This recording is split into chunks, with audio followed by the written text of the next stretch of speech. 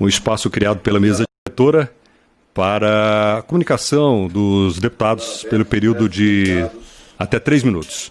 Deputado Luiz Miranda, abrindo os breves comunicados nesse momento. Inscrição dos deputados, 3 minutos. Primeiro para a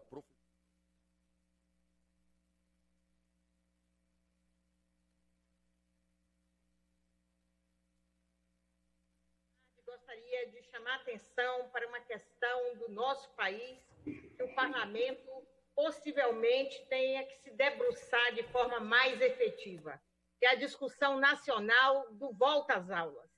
Temos quase 50 milhões de estudantes na escola básica brasileira. Se somarmos a isto os seus pais, pai, mãe ou responsáveis, vamos ter aí diretamente quase 150 milhões de pessoas envolvidas. Em praticamente cada residência do Brasil temos um estudante. E os pais e mães responsáveis dos filhos que estão na escola pública passam, neste momento, por grandes preocupações. A gente viu estados brasileiros organizando um kit Covid, entregando um kit de medicamentos para as pessoas que tinham sintomas. E aí eu pergunto, para a criança, para o adolescente e para o jovem do Brasil, qual é o kit que o governo está preparando? O que receberam em casa os estudantes? Alguns receberam um pouco de alimento, mas o alimento da alma, da vida, a literatura, o livro, o material instrucional, nada foi preparado, nada foi planejado. O governo se absteve de pensar e de liderar o processo de discutir a educação brasileira. Os nossos profissionais estão relegados. Nos estados, aqui no estado de Mato Grosso, o estado tenta uma plataforma, coloca os professores loucamente para fazer o trabalho. Eu digo loucamente porque o professor não tem o equipamento suficiente, não tem um computador suficiente para atender às especificidades das plataformas adquiridas. Os estudantes, muito menos. As aldeias, o povo do campo, o povo da periferia da cidade. Eu vejo reclamações, inclusive, do centro da cidade de São Paulo. Imaginemos na periferia do país. E se eu não tenho, enquanto cidadão, condições de remotamente trazer conhecimento para casa, para o filho, o governo, que estudar é um direito subjetivo, ir à escola é um direito subjetivo, então nós temos que garantir, enquanto parlamento, essa discussão. Quais são os insumos necessários para que a gente faça essa travessia? Os organismos mundiais e nacionais de saúde deixando claro que a aglomeração de estudantes em uma escola pode ser trágico para a contaminação do vírus. Então, eu espero que a gente possa se debruçar, que as companheiras e companheiros do parlamento, que a presidência dessa casa... Já solicitei uma comissão externa com vários companheiros e companheiras, ainda não foi autorizado. Temos que pensar que não podemos ter no futuro, estou vendo aqui a companheira Benedita, a companheira Alice, bem me olhando, dizer, no futuro não podemos ter uma geração Covid, aqueles que não estudaram, porque os que podem mais têm acesso ao estudo. Então, senhor presidente, peço mais uma vez, leve ao presidente Rodrigo Maia, a todos desta casa que são vocacionados a apoiar a população, que a gente se debruce por este caso, porque é muito grave deixar os nossos estudantes sem apoio neste momento. Muito obrigada. Obrigado, deputada. Agora, para fazer uso da palavra, a deputada Alice Portugal. Senhor presidente, senhores deputados e deputadas, venham essas breves comunicações para dizer que a Bahia amanheceu mais triste hoje. A Bahia, a poesia, a literatura, a língua portuguesa. Perdemos o poeta, professor, intelectual Jorge Portugal. Jorge faleceu de uma cardiopatia intransponível, que já o atormentava há alguns anos. Mas aos 63 anos, muito cedo, nós perdemos esse ex-secretário de Saúde, ainda do governo Rui Costa, ex-secretário de Cultura do governo Rui Costa, com um potencial artístico, cultural gigantesco, com uma inteligência verbal das mais apuradas que já conheci. Jorge Portugal deixa uma lacuna, um vazio, não é, na terra baiana, por sua alegria, por sua capacidade de comunicação, e a Bahia hoje está enlutada. Ele disse coisas como essa, não é? Pedra pisada de preto, luso banto, sudanesa, precipício de beleza, reconvexa alegria, imã de toda utopia, rima de toda riqueza, tudo isso com certeza só se vê na Bahia. Gente que tira a alegria da dor, do baticum do batente, todas as cores de gente, contas de todas as guias, uma nação diferente, toda prosa e poesia, tudo isso finalmente só se vê na Bahia. Jorge Portugal, santamarense, apaixonado, me chamava de prima, não achamos a rima, mas nos fizemos irmãos, parentes na lida, na sina. Jorge Portugal, um revolucionário da língua portuguesa, um companheiro de construção da democracia e de amor à escola. Em tempos em que a pandemia acelera-se para levar a vida de 100 mil brasileiros e brasileiras, homenagear um defensor da vida, um defensor da cultura, um fazedor de cultura, um professor, Rosaneide, para nós é motivo de grande emoção, que nos altera a fala, mas sem dúvida alguma nos coloca na obrigação de manter viva essa insígnia baiana que eu dou conhecimento aos que não tiveram contato, mas que com certeza na pesquisa verão a grande obra poética e a grande obra educacional de Jorge Portugal. Em nome da Bahia enlutada, minha solidariedade aos familiares, a Rita, a todos os filhos, a sua vida, que nos deixa o vazio, mas que nos abre para a história os seus escritos. Jorge Portugal presente. Obrigado, deputada. Para fazer uso agora da palavra, convido o deputado Fábio Tradi.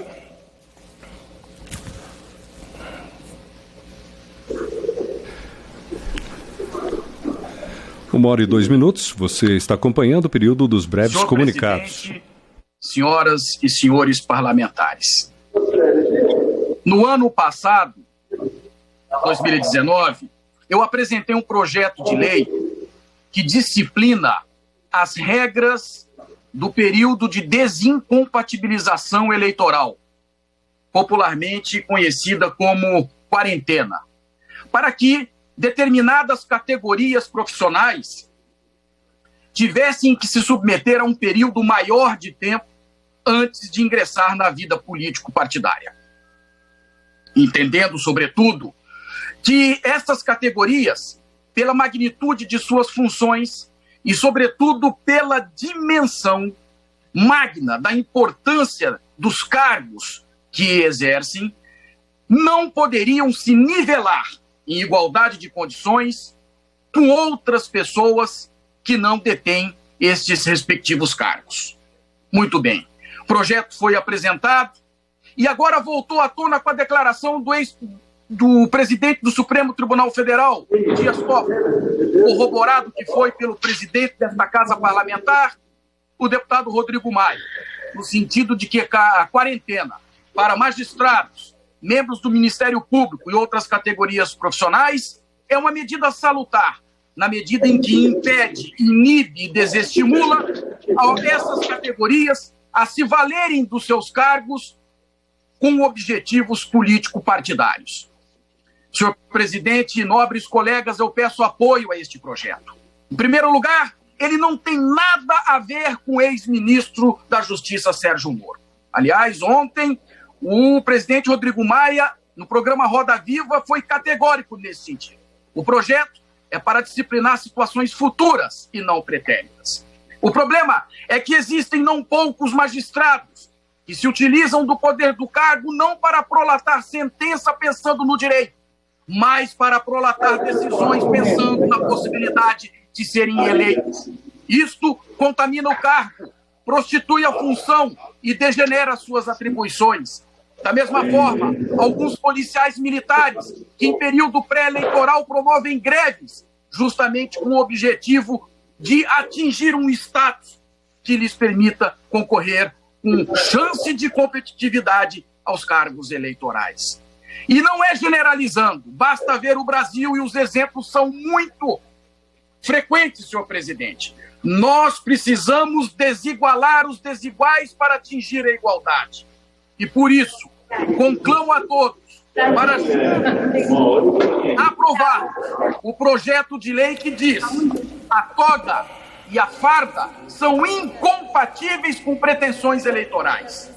A vocação para a magistratura, para o Ministério Público, para as polícias, é vocação de alma. Há de haver um abraço de alma. Quem quiser se candidatar, que se submeta ao período de quarentena. Tenho tempo ainda, senhor presidente? Deputado Fábio, você sabe que pela nossa amizade você tem todo o tempo do mundo, mas já deu uma boa estourada aqui. Conclua. Eu agradeço a gentileza e depois voltaremos ao tema solicitando o apoio dos novos pares. Obrigado, senhor presidente. Querido presidente, obrigado. Obrigado, deputado. Agora, para fazer uso da palavra, a deputada Benedita da Silva. Senhor presidente, senhoras e senhores deputados, hoje eu venho mais uma vez referendar o que disse anteriormente a nossa professora Rosa Neide. Nós estamos vivendo um momento muito difícil. É um momento de crise na qual a volta às aulas trará consequências graves, tanto para os alunos quanto para os professores. Ouvi hoje o testemunho e uma gravação de uma professora, na qual ela se colocava, senhor presidente, como uma pessoa. E ela dizia todas as atividades que ela estava fazendo à distância, nessa situação remota desses profissionais que não podem parar e que estão dando assistência, mas, ao mesmo tempo, são pessoas que têm em suas casas crianças também e que cuidam da sua casa, da sua criança, que dispensa a sua trabalhadora doméstica para não se contaminar. Todas essas questões estão inseridas neste processo. Muitas das crianças não estão tendo o apoio que se deveria. O kit que se deveria dar era a segurança total dos seus pais, a segurança total dos recursos emergenciais que chegassem lá na ponta de imediato, que chegasse também o alimento para essas crianças. Agora, trago uma outra preocupação, senhor presidente, e essa preocupação está dentro do sistema do DEGASE. O DEGASE também está propenso a voltar às suas atividades. É precipitado, senhor presidente, é precoce. A situação é grave. O Rio de Janeiro já tem mais de 168 mil pessoas constatadas, contaminadas. Nós já temos mais de 13 mil mortos. São famílias inteiras que estão perdendo seus entes queridos. É um transtorno na família. Como voltar às aulas nessas condições e principalmente dentro de um sistema penitenciário onde nós estamos vendo crescente a cada dia 134% de contaminação dentro dessas instituições. Então, confundir o sistema do DEGASE com o sistema penitenciário e com a volta às aulas é tudo falta de responsabilidade diante dessa crise que se acentua, onde nós estamos vendo as pessoas morrendo e por falta de uma assistência adequada a essas condições. Não vou falar do governo. Não tem jeito, esse governo não tem esse compromisso com a vida. E, portanto, aqueles que os apoiam estão dando e fazendo essas liberações, não estão organizadas o suficientemente para evitar essa contaminação. Então, nós estamos vendo em lugares que a curva já tinha estabilizado, agora ela volta a crescer, essa curva. É porque ainda estamos longe Estamos, sim, perto de 100 mil pessoas mortas por descuidos, na sua maioria, de um governo irresponsável, que não adequa as condições dos hospitais, dos profissionais, para que essa atenção emergencial possa ser dada a cada um dos trabalhadores e trabalhadoras. Falo isso, senhor Deputada presidente, Benedita, porque também, concluindo, senhor presidente, eu falo isso porque também tenho crianças em casa, porque também tenho jovens e adolescentes em casa, e que me recuso a deixá-los ir para a escola nesse momento. Se o governo não tem responsabilidade, nós, os pais, queremos que tenha. E seja este momento um momento não só de protesto, mas de reflexão de que não podemos mais deixar morrer os nossos brasileiros e brasileiras por coronavírus por conta de irresponsabilidade. Muito obrigada por sua paciência, senhor presidente. Obrigado, deputada Benedita. Agora aqui em plenário, o deputado Ricardo Silva, de São Paulo, do PSB, fará uso da palavra. Senhor presidente, nobres colegas, deputados e deputadas, eu venho a essa tribuna para fazer um pedido a essa casa em torno de uma união por nossas mulheres, pelas grávidas brasileiras. Eu apresentei um projeto de lei, que é o 3823 de 2020, que traz regras especiais durante a pandemia, senhor presidente, para que as mulheres grávidas sejam atendidas. O que é que nós estamos acompanhando no Brasil?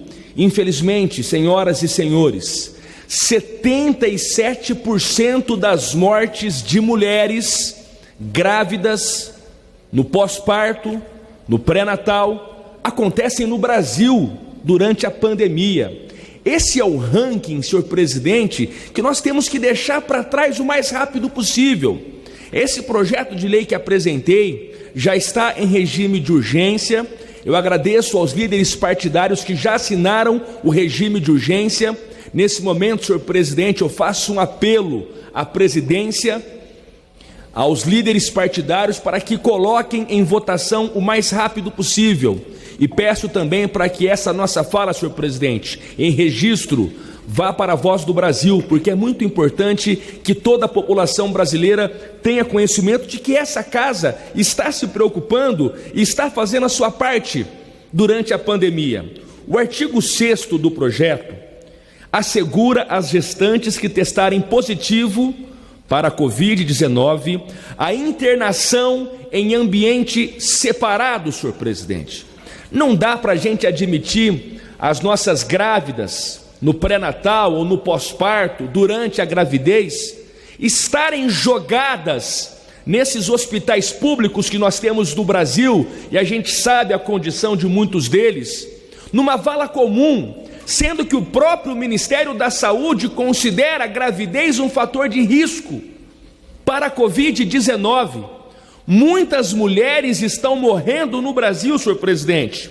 E eu digo mais, esse projeto que nós apresentamos, além de traçar princípios básicos para atendimento em todo o Brasil, por lei federal, para as mulheres, para as grávidas, ele traz ainda a ampliação do auxílio maternidade, salário maternidade, durante a pandemia de 120 dias para 180 dias.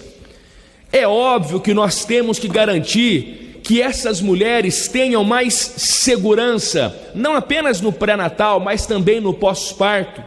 E esse projeto traz uma cartilha que o nosso país deve seguir, projeto feito com base em estudos de universidades públicas, e eu tenho a convicção, senhor presidente, de que essa casa, pela preocupação que tem tomado com a pandemia, tem tido posição de vanguarda, o legislativo brasileiro. Eu tenho a convicção que os líderes partidários assinarão agora, já a urgência está assinada, já conseguimos, que vão levar para votação em plenário. Por isso eu já peço o apoio, peço para que Vossa Excelência, pela liderança que tem, me ajude a proteger as mulheres brasileiras, as grávidas desse nosso Brasil, aprovando esse projeto de lei. Repito o número aqui para encerrar, senhor presidente: PL 3823/2020. Muito obrigado e já deixo consignado o pedido para que a fala vá para a Voz do Brasil. Obrigado.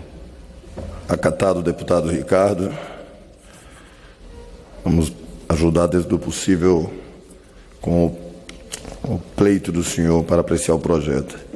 Agora, para fazer uso da palavra, chamo o deputado Valmir Assunção, do PT da Bahia. Senhor presidente, senhores e senhoras deputados e deputadas, quero iniciar sendo solidário com quase 100 mil pessoas que morreram. Então, sou solidário aos familiares que perderam esse ente querido para a Covid-19. Mas eu quero aqui, senhor presidente, no dia de hoje, nessa tarde, reivindicar o presidente dessa casa, Rodrigo Maia, que bote, logo instale imediatamente a CPI da Lava Jato. Porque é preciso instalar a CPI da Lava Jato imediatamente para a gente trazer para o Brasil a transparência. A CPI, a Lava Jato está sendo atacada pelo Procurador-Geral da República, por diversos setores da sociedade, e nós, enquanto deputados federais, precisamos cumprir o nosso papel. E o nosso papel, um deles é fiscalizar. Se existe muitas denúncias contra a Lava Jato, nós precisamos instalar a CPI para poder fazer a fiscalização e cumprir com o nosso papel enquanto parlamentar. Isso que eu torço e estou pedindo ao presidente dessa casa que imediatamente instale essa CPI, já tem um número regimental e é precisa a instalação. O outro aspecto, senhor presidente, que eu quero tratar aqui é sobre o presidente Lula. Veja bem, eles condenaram o presidente Lula para tirar da eleição. E é preciso que o Poder Judiciário possa anular imediatamente a condenação do presidente Lula, porque isso vai trazer dignidade ao Poder Judiciário. Porque o Poder Judiciário não pode perseguir ninguém, não pode fazer política de forma nenhuma. E o que foi comprovado até hoje é que o juiz Sérgio Moro perseguiu o presidente Lula. Para se ter uma ideia,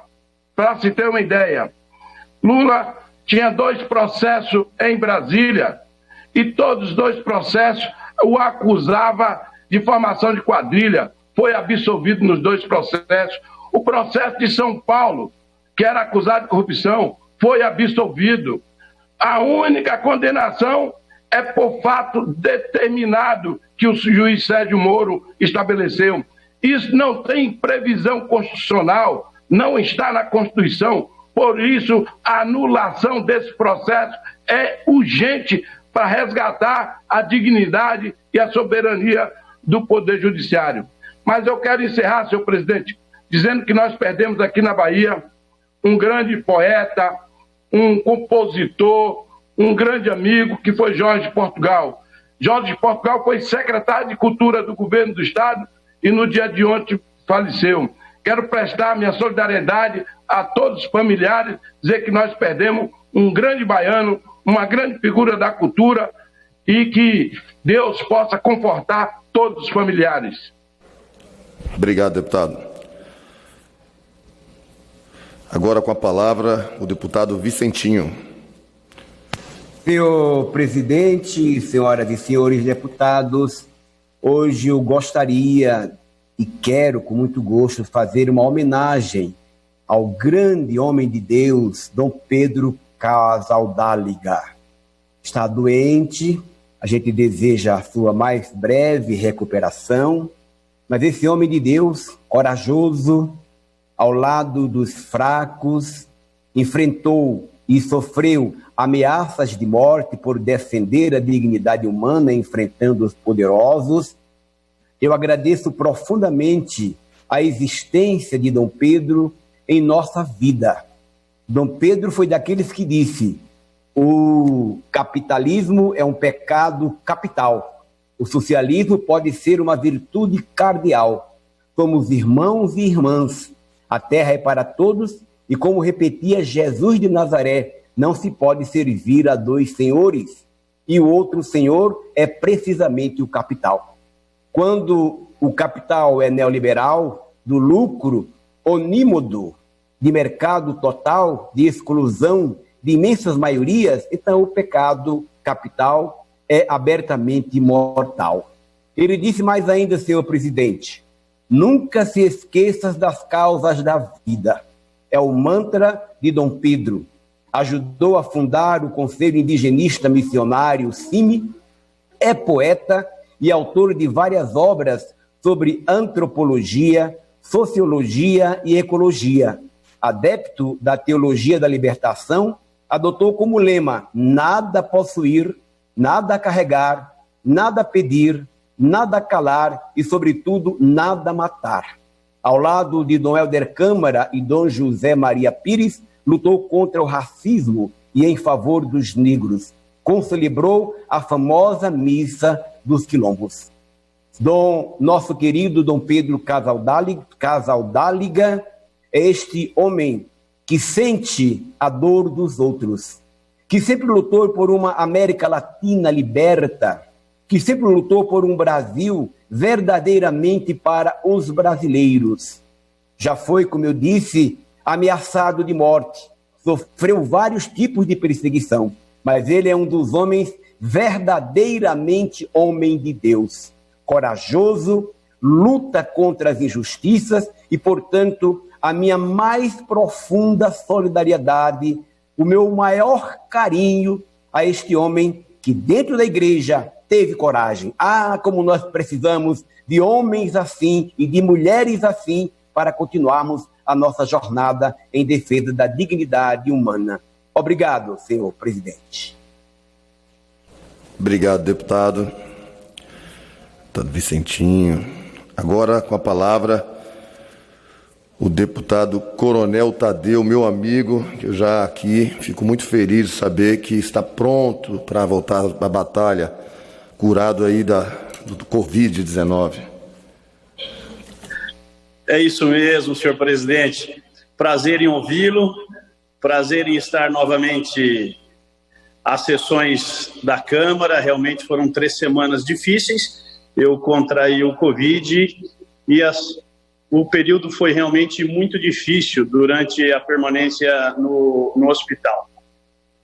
E, senhor presidente, eu queria destacar em relação a tanto achincalhamento que nós temos visto do governo Bolsonaro, que são as ações que o governo vem promovendo de uma forma discreta, mas muito brilhantes. Hoje nós estamos na expectativa de uma redução da taxa Selic em mais, acredito eu, 0,25%, o que vai permitir muito uma ajuda importante para a economia. Quero destacar o aumento da produtividade industrial no mês de junho em relação a maio desse mesmo ano. A indústria voltando a crescer e, portanto, dando sinais claros que a nossa economia ela tem uma força impressionante e a equipe econômica liderada pelo ministro Paulo Guedes tem o seu brilhantismo, tem o seu mérito e eu sou muito otimista. Como um bom corintiano, eu sou otimista e acredito muito no Brasil e tenho certeza que essa recuperação econômica virá em pouco tempo. Quem sabe nos próximos 12 meses nós estaremos com a atividade econômica recuperada, se não 100%, mas quase 100%. Tamanha é a vitalidade da economia, tamanha a vitalidade desse país. Deixo registrados os meus parabéns para a equipe econômica e por todas as ações que os ministérios do governo Bolsonaro vêm realizando o país afora. Aliás, diga-se de passagem, o presidente Bolsonaro, que tem sido recebido muito bem de norte a sul desse país, e em especial no Nordeste, pelas ações que vem realizando. É um governo realmente que está trabalhando com muita qualidade e pensando muito no povo brasileiro.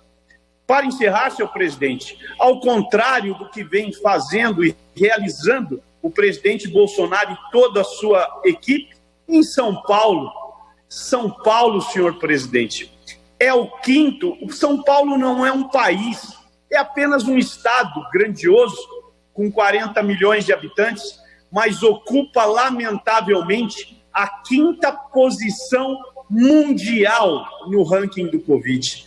É o 5º lugar com maior número de casos.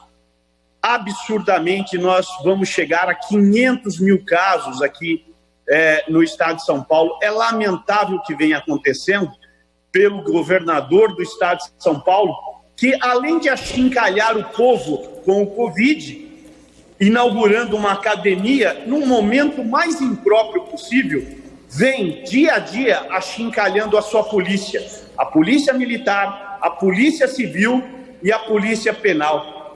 Deputado, então, o meu realmente repúdio para o que vem acontecendo no meu querido estado de São Paulo, e deixo aqui um abraço caloroso, carinhoso a todos os deputados que mandaram mensagens por ocasião do meu restabelecimento. Obrigado, deputado Luiz Miranda.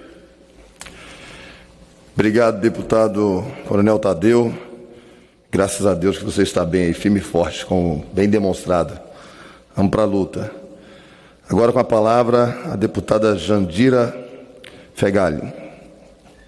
Senhor presidente, cumprimento Vossa Excelência, como todos os colegas parlamentares nesta sessão e a quem nos acompanha.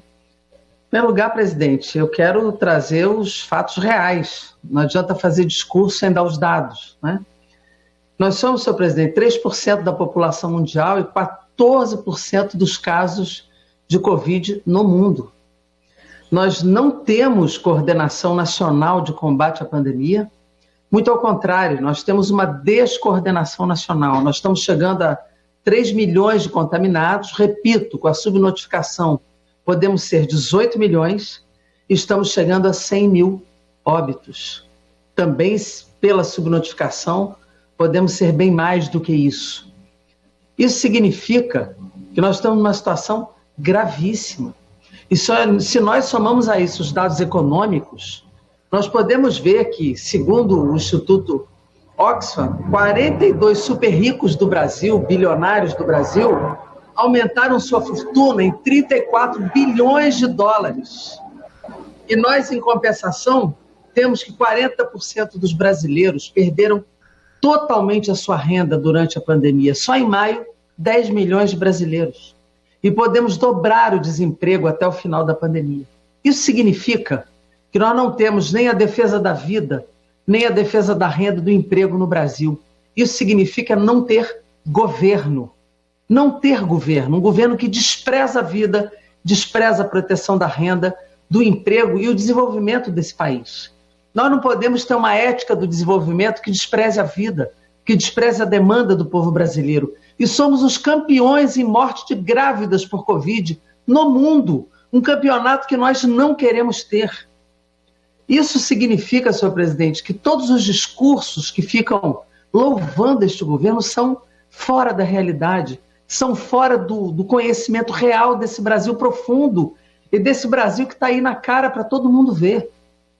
Nós temos uma pesquisa, inclusive, que nos dá um orgulho enorme do governo do Maranhão, que diz que o melhor desempenho de enfrentamento ao Covid é do Maranhão e o segundo é do Espírito Santo. E, lamentavelmente, o segundo pior é do Rio de Janeiro. É isso para poder fazer um registro de lamento e de indignação quanto ao governo do Estado do Rio de Janeiro. Mas quero dizer, senhor presidente, que dentro disso nós precisamos enfrentar a pauta sanitária, econômica e social. E eu quero dizer que na pauta tributária, que está entrando agora dentre as prioridades do Parlamento brasileiro, só faz sentido enfrentar a pauta tributária se for para tributar os mais ricos, que são esses que ganharam 176 bilhões na pandemia. Não adianta vir com a proposta de Guedes de tributar consumo, tributar assalariado, porque esses estão perdendo renda. Não há mais assalariado no Brasil crescendo, não há renda crescendo, mas os ricos estão crescendo. Então, se tiver que ter reforma tributária, que tributemos os mais ricos, conforme a proposta que a oposição apresentou no ano passado sob o número PEC 178. E por último, senhor presidente, quero aqui expressar minha indignação, a minha repulsa ao veto do senhor presidente da República para o projeto que esta casa aprovou, quase que por unanimidade, que protege as famílias dos profissionais de saúde vitimados pela Covid, e que ele vetou integralmente, botou uma série de vetos sobre esse projeto que desprotege as famílias ou os profissionais que ficaram incapazes, vítimas da Covid. Essa é mais uma insensibilidade. Não adianta aplaudir os profissionais se não os protege, não protege suas famílias. Precisamos fazer sessão de veto para derrubar os diversos vetos que este presidente insensivelmente e de forma genocida tem tratado a pandemia no Brasil. Obrigado, presidente. Obrigado, deputado. Com a palavra agora, o deputado Joseildo Ramos.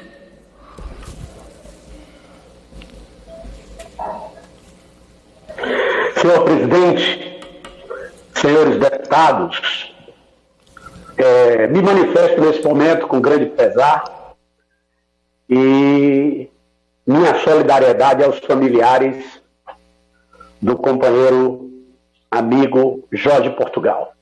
Uma perda irreparável para a Bahia. Esse, com certeza, na condição de baiano, quando nasceu, estreou. Estreou como compositor, como amigo, como companheiro, como professor, secretário de Cultura, e contribuiu, brilhando junto com os baianos e trazendo uma trajetória digna da nossa manifestação. Descanse em paz, meu companheiro Jorge Portugal.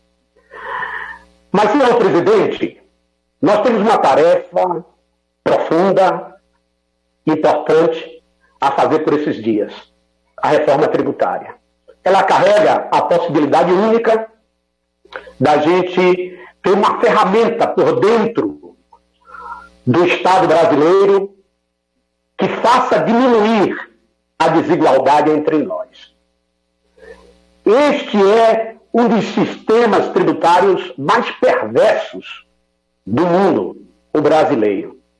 E temos essa oportunidade única, e eu ouvi vozes, desde o campo progressista ao centro, e até deputados da direita, de que chegou a hora de produzirmos uma ferramenta de justiça fiscal em nosso país.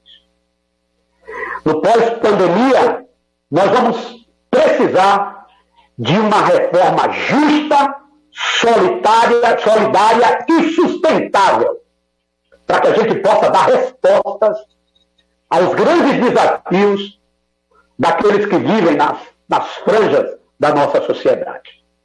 Chegou a oportunidade, mas quando a gente topa com esse PL 3887 deste ano, o governo traz aumento de carga tributária que penaliza o setor de serviços e também avança sobre o imposto de consumo, onde tem interesses de governadores e de prefeitos.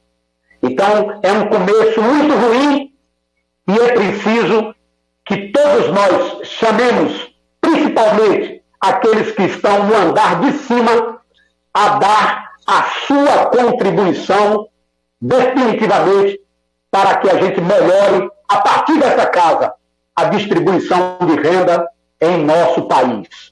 É chegada a hora de produzirmos justiça fiscal. Obrigado, deputado. Bom, aproveito aqui um momento para me solidarizar com as famílias e pessoas que vivem na capital do Líbano, em Beirute, a explosão que acaba de ocorrer lá, que parece que é num armazém de fogos de artifício. Não sei se os parlamentares estão acompanhando isso. E aqui no Brasil já tem reflexo até na Bolsa de Valores. Acho que a quantidade de vidas perdidas foi enorme. Só uma reflexão e um aviso aí para os parlamentares que não estão acompanhando as notícias nesse sentido. Deputado João Daniel.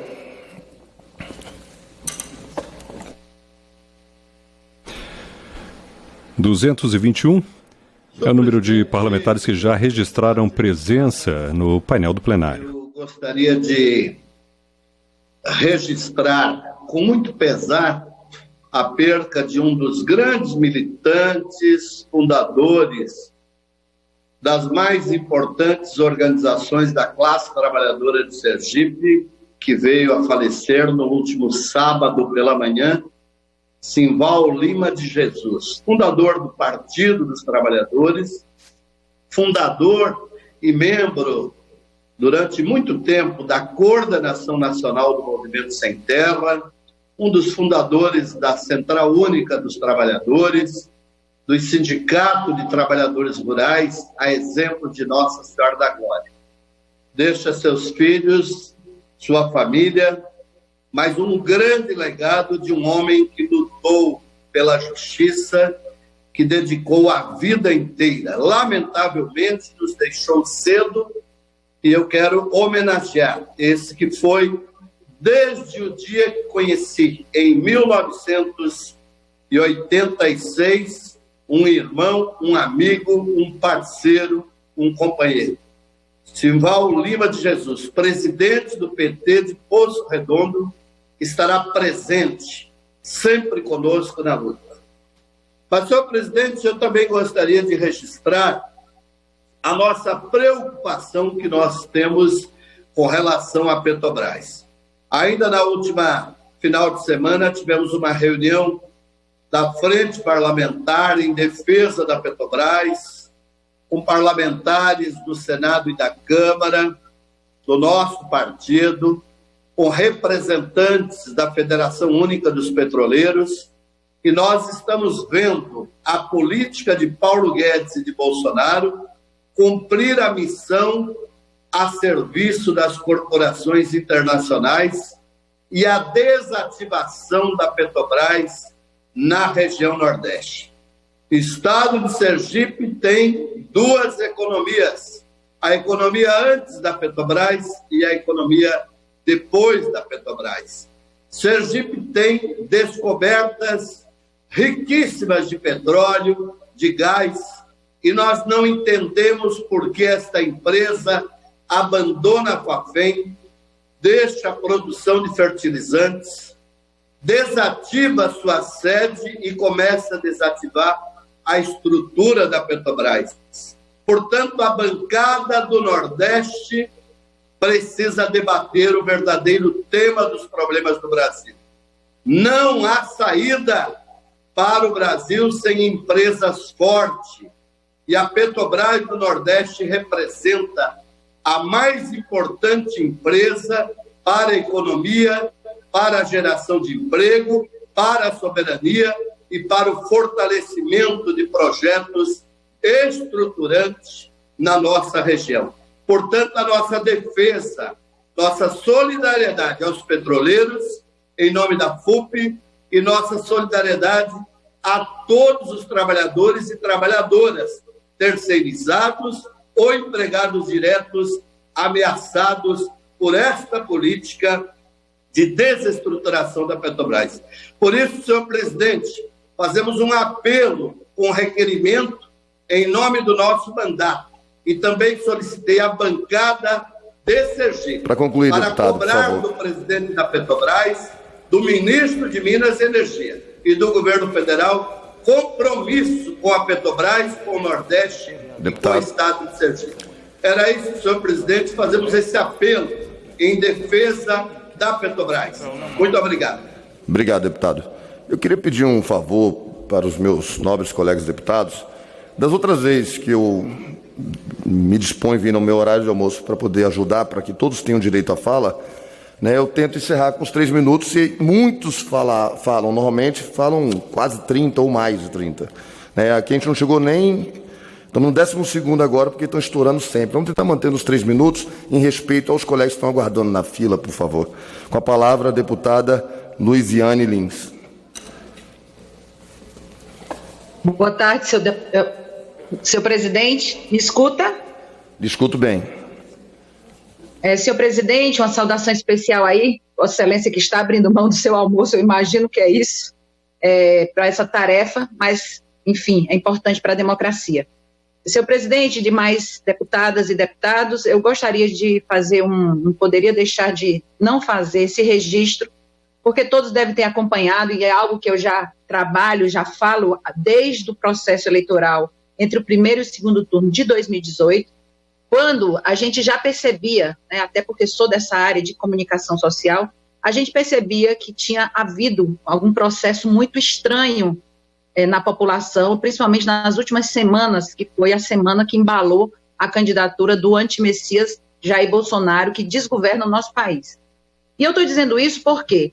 Porque a Globo, que ela nem é muito amiga da esquerda e muito menos do PT, mas a Globo, numa matéria que saiu no Fantástico, uma matéria bastante densa, deixou muito claro que o Facebook, ao comando do Supremo Tribunal Federal, tentou até resistir no primeiro momento, tiraram contas do exterior que continuavam operando depois que as contas aqui do Brasil, de uma rede, na verdade nós falamos de uma rede, segundo o próprio Facebook, ele diz que é uma rede de contas inautênticas que funcionam de forma coordenada.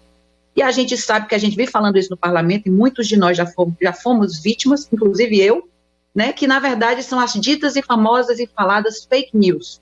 Ou seja, só que agora, o mais grave é que foi constatado, senhor presidente, que um pequeno grupo de assessores que tem assento com poder, que inclusive a matéria deixa claro que tem diretamente relação com a eleição de 2018, onde dezenas de perfis que tinham cerca de 2 milhões de seguidores, se juntar o Facebook e o Instagram, foram descobertos que era uma rede ligada à família Bolsonaro, ou seja, núcleos de assessores do gabinete de Jair Bolsonaro, e isso foi constatado, não foi nem por agente da esquerda e nem por agente ligado diretamente ao ex-candidato também, Fernando Haddad, à presidência.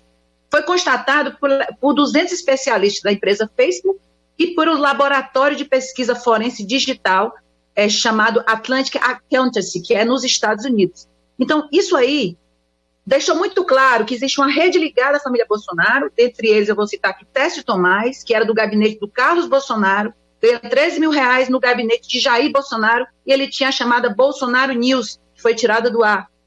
Ou seja, Eduardo Guimarães era aquele autor do Bolsofeios, também um site, ele emitia dados falsos, e por aí vai. Eu, para lhe ajudar no tempo, senhor presidente, eu concluo aqui dizendo que imediatamente o Tribunal Superior Eleitoral deve se debruçar e investigar, porque existem dezenas de pedidos de cassação da chapa, de análise da chapa Mourão e Bolsonaro. Finalizo aqui, senhor presidente, muito obrigado, que o TSE julgue o mais rápido possível todas essas ações para que a eleição de 2018 seja, de uma vez por todas, desmascarada, seja demonstrado exatamente o que houve através das redes sociais, de forma criminosa, como foi o caso das fake news. Muito obrigado, senhor presidente. Obrigado, deputada. Com a palavra agora, a deputada Érica Cocai.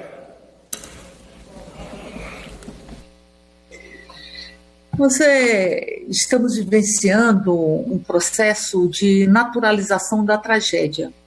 O governo acha que é muito natural e aplaude um presidente que é responsável por quase 95 mil mortes no Brasil. Há uma possibilidade de que cheguemos ainda esta semana a 100 mil mortes.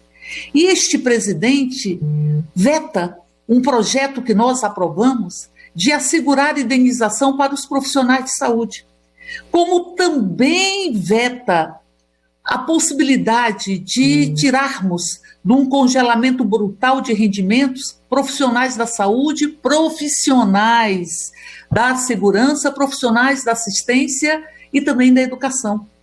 É o mesmo, é aquela fala de Guedes naquele Circo dos Horrores, onde ele diz, pôr a granada no bolso do servidor.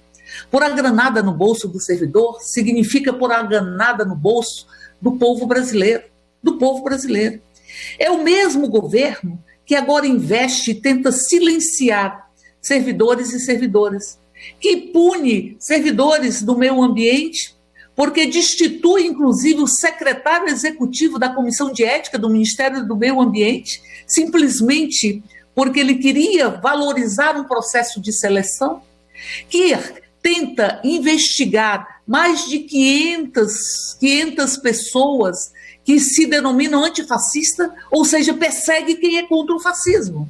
Mas não é só isso. Diz que é preciso impedir que servidores se manifestem nas suas redes sociais com críticas ao próprio governo. Quer nos calar. E, ao mesmo tempo, tenta passar a boiada. Não é só não é só o ministro do Meio Ambiente que tenta passar a boiada e está destruindo qualquer política ambiental. Também o senhor Paulo Guedes. O senhor Paulo Guedes tem o desplante de falar em privatização da Eletrobras. A Eletrobras é a 5ª maior empresa do mundo em geração de energia. Teve um lucro de mais de 10 bilhões, tem 12 bilhões em caixa. O seu resultado no trimestre de 2020 pontua um lucro ainda maior do que o lucro que obteve em 2019. E simplesmente uma diretora, de forma indevida e criminosa, abusiva, vai para a imprensa para dizer que se houver a privatização da Eletrobras, haverá um investimento do dobro do que seria necessário. A Eletrobras tem condições de investir, conta com spread barato, conta com recursos em caixa, e simplesmente o seu presidente da Eletrobras se nega a participar dos leilões da ANEEL. O que eles querem é privatizar para aumentar o preço da energia, a energia que vai penalizar o conjunto do povo brasileiro. Por isso é fundamental, e eu concluo com isso, presidente, que nós defendamos a Eletrobras.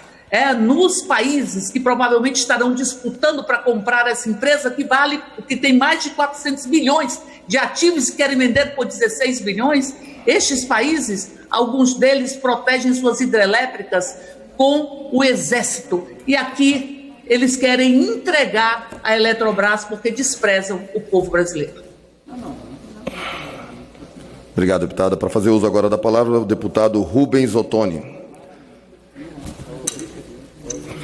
Senhor presidente, ilustres deputados e deputadas que participam dessa sessão virtual, povo brasileiro que nos acompanha pela TV Câmara, enquanto Bolsonaro e Guedes tentam passar a ideia que a economia está no caminho certo, os números divulgados a cada semana, eles mostram exatamente o contrário. Na semana passada, o IBGE divulgou que a taxa de desemprego subiu para mais de 13%. Esta semana, agora é a consultoria LCA que divulga dados que mostram a queda do PIB, a queda do Produto Interno Bruto do Brasil. Segundo os números da consultoria, numa comparação com o ano de 2013, o PIB cairá este ano em 11,3%, caindo de R$ 8.519 por pessoa para R$ 7.559 por pessoa. Isso quer dizer o quê? Quer dizer que entre 2013 e 2020, período em que a média de crescimento econômico do mundo foi de 4% ao ano, o Brasil ele fica 11,3% mais pobre. Então, para aqueles que diziam que era só tirar a Dilma, só tirar o PT, que a economia ia deslanchar no Brasil, lá se vão 4 anos. Lá se vão 2 governos. Já passou o governo Temer e agora já vai a metade do governo Bolsonaro, e a economia cada vez pior. Definitivamente, o receituário de Guedes e Bolsonaro para a economia, esse receituário de combate à crise econômica apenas com ajuste fiscal, já se mostrou que este não é o caminho. O país precisa, sim, de investimento público para estimular atividades econômicas, para gerar emprego, para gerar renda e, assim, melhorar a vida do povo brasileiro. Obrigado, senhor presidente. Obrigado, deputado. Agora, para fazer uso da palavra, convido o deputado Rogério Correia. Não está na sala. Passo, então, a palavra para o deputado Reginaldo Lopes.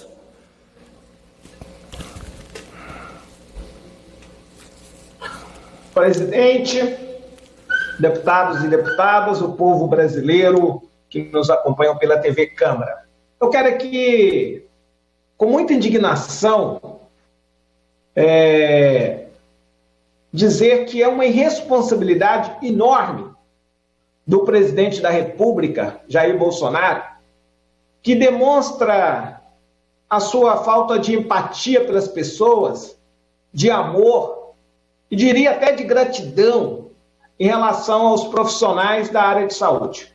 É um absurdo um presidente que, através dos seus líderes, da Câmara, do Senado e do Congresso, negociam todo o tempo o texto do projeto de indenização dos profissionais da área da saúde.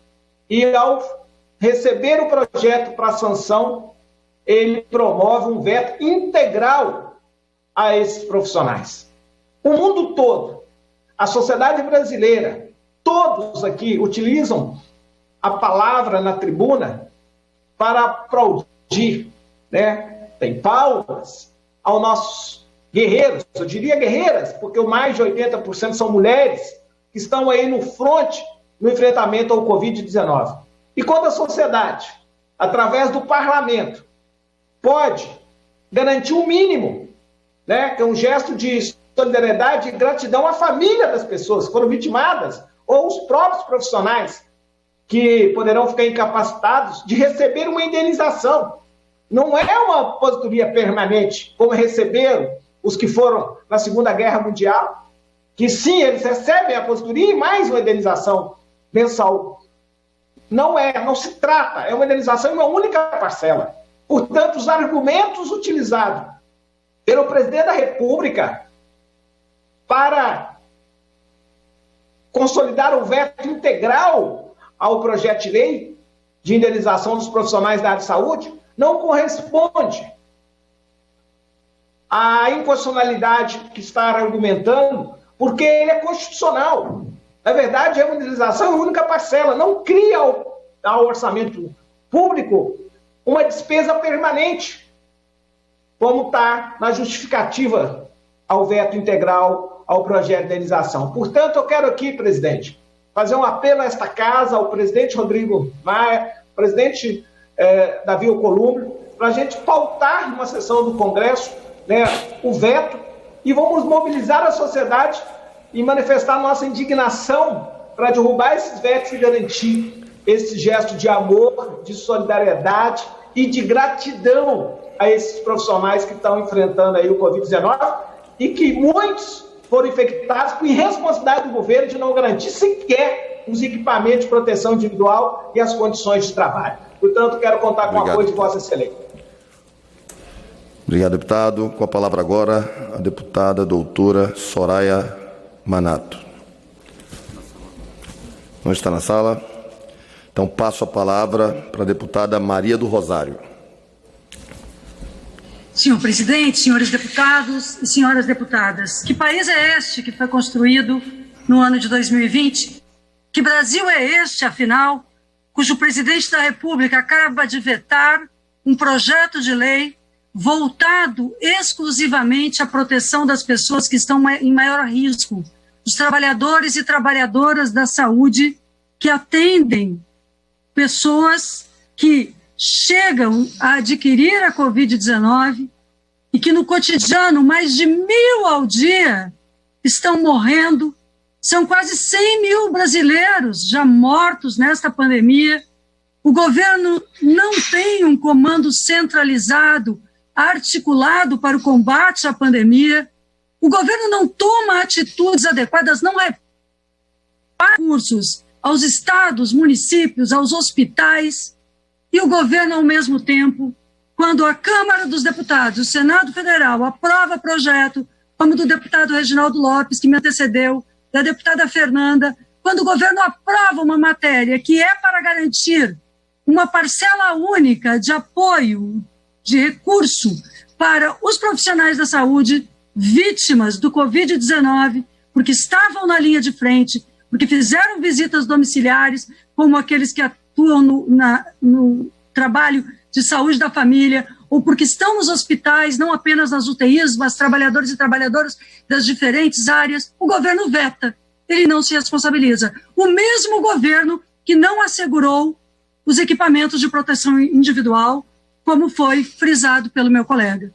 Nós temos que derrubar esse veto, porque o Brasil, entre todos os países do mundo, é um daqueles, talvez o que mais tenha profissionais da saúde vítimas da Covid-19.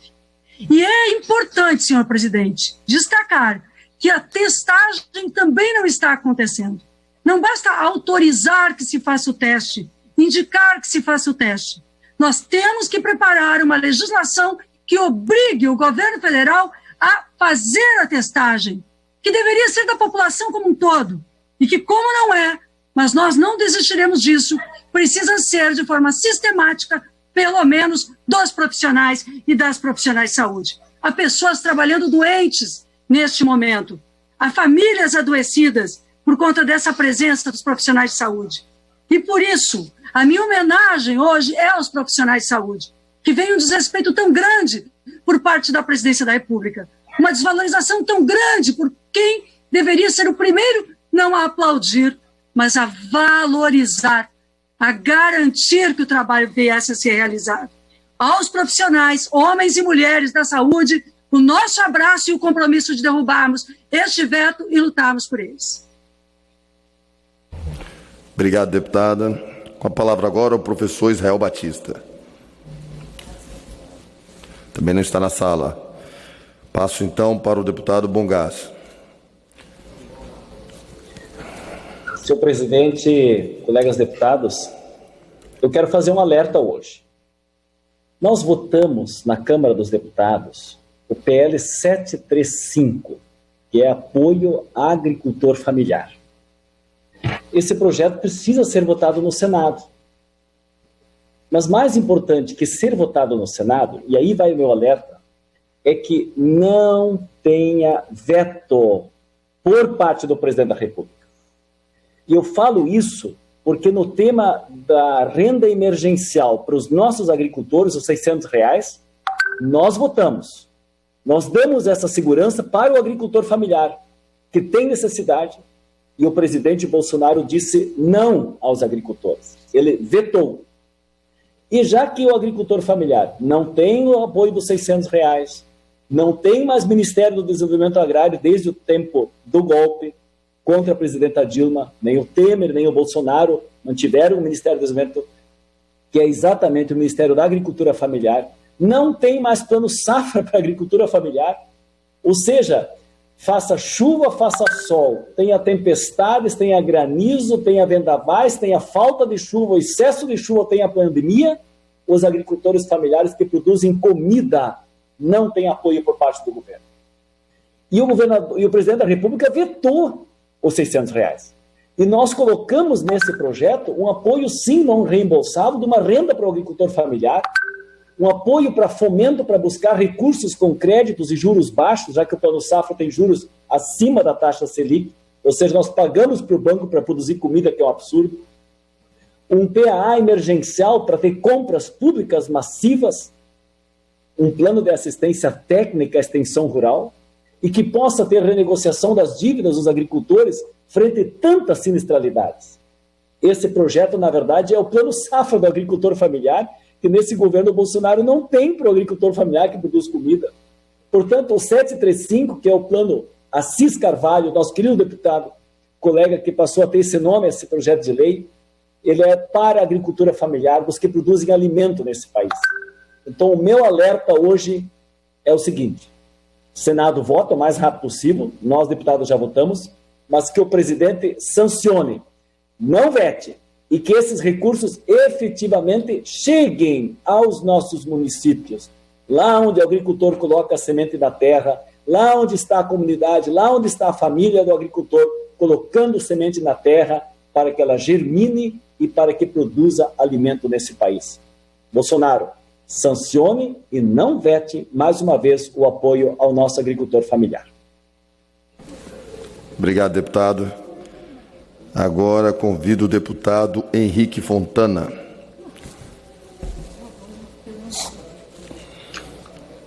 Boa tarde, presidente. Boa tarde aos colegas deputados e deputadas. Eu quero tratar hoje do tema reforma tributária. Infelizmente, senhores deputados, deputadas e povo brasileiro que nos acompanha, o governo Bolsonaro começa o debate sobre reforma tributária não propondo reforma, mas propondo a volta de mais um imposto sobre consumo que vai recair sobre o colo dos mais pobres, essencialmente.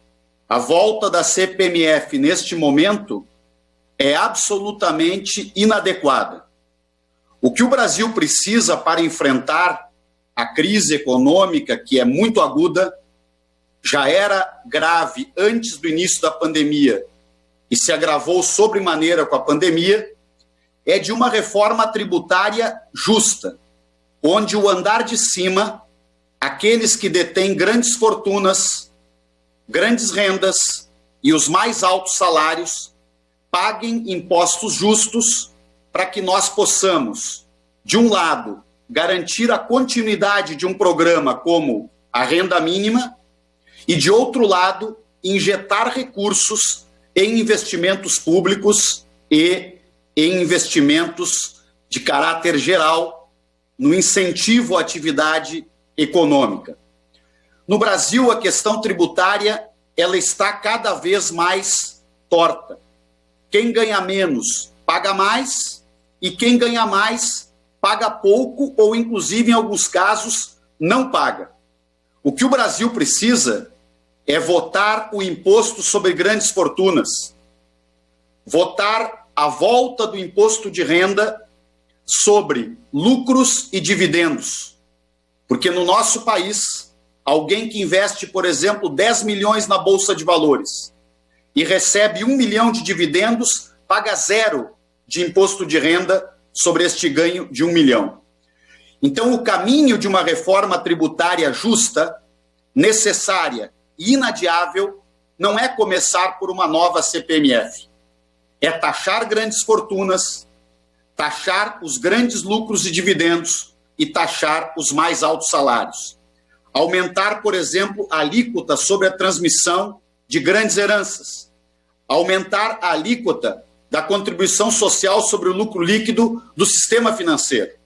Esta reforma tributária que nós da oposição defendemos e que queremos entregar os nossos 130 votos a favor dela, pode arrecadar em torno de 250 bilhões de reais por ano e com isto nós temos recursos para garantir a continuidade da renda mínima e para garantir um plano real de injeção de recursos que nos permita recuperar a economia brasileira, que está absolutamente, está muito mal porque o governo não toma iniciativas que deveria tomar, a pandemia agrava e a inação do governo deixa a nossa economia numa situação cada vez pior. Obrigado, deputado.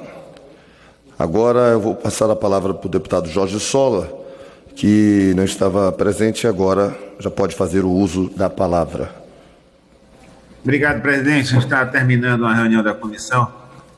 Obrigado a oportunidade da gente, nesse momento, inclusive, manifestar a nossa preocupação com a gravidade que nós estamos vivendo no país com a pandemia.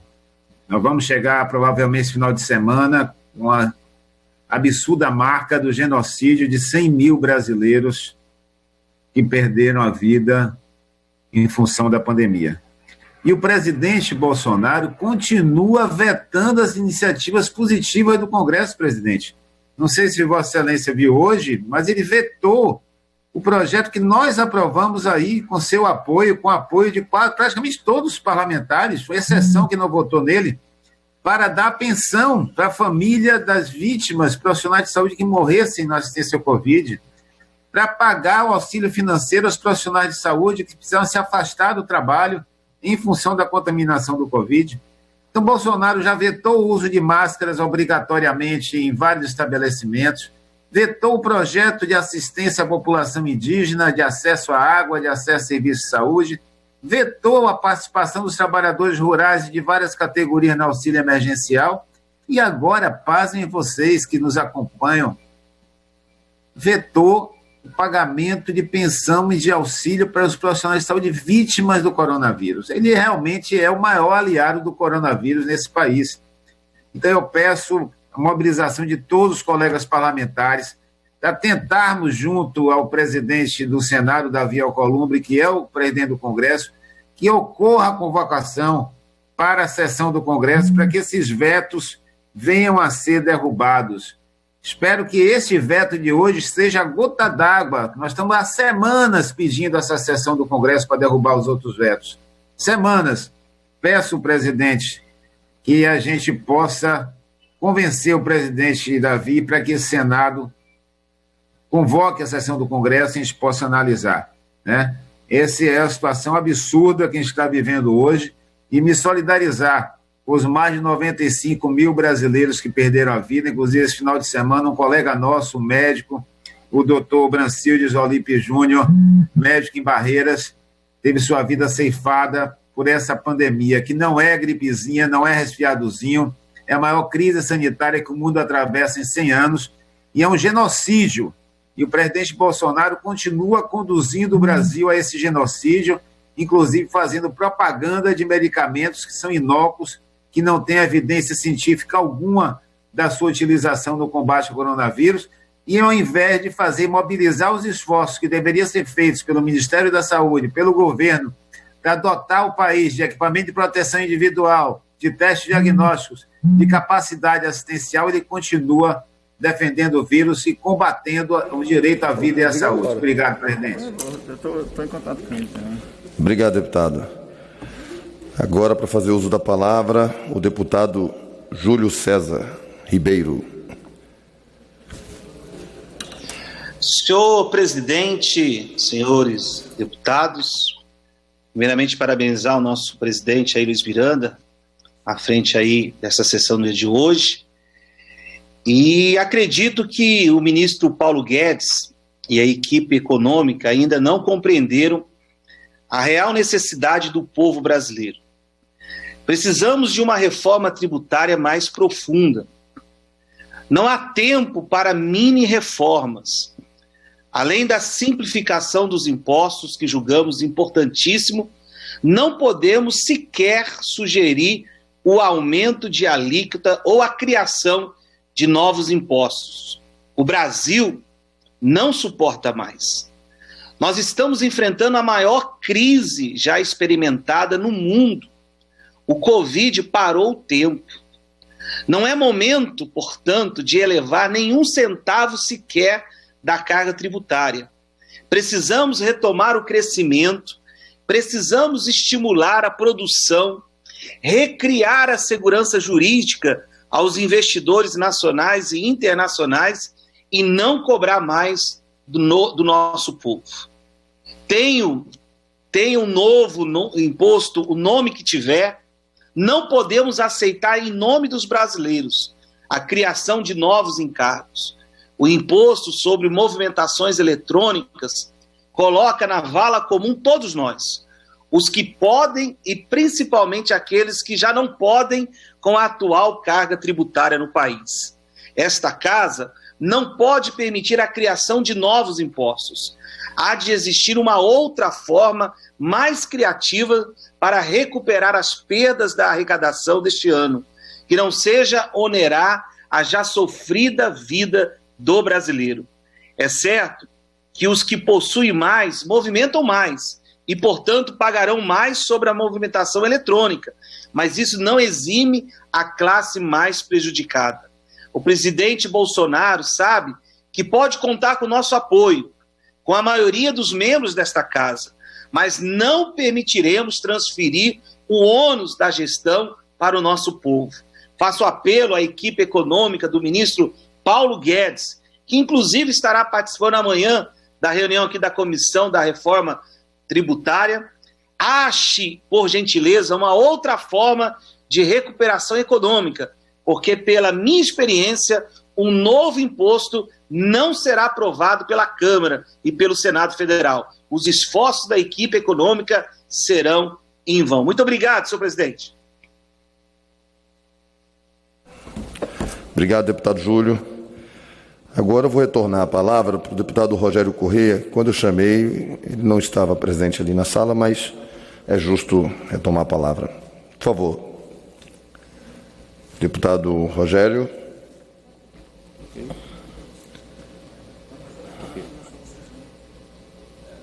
Obrigado, presidente.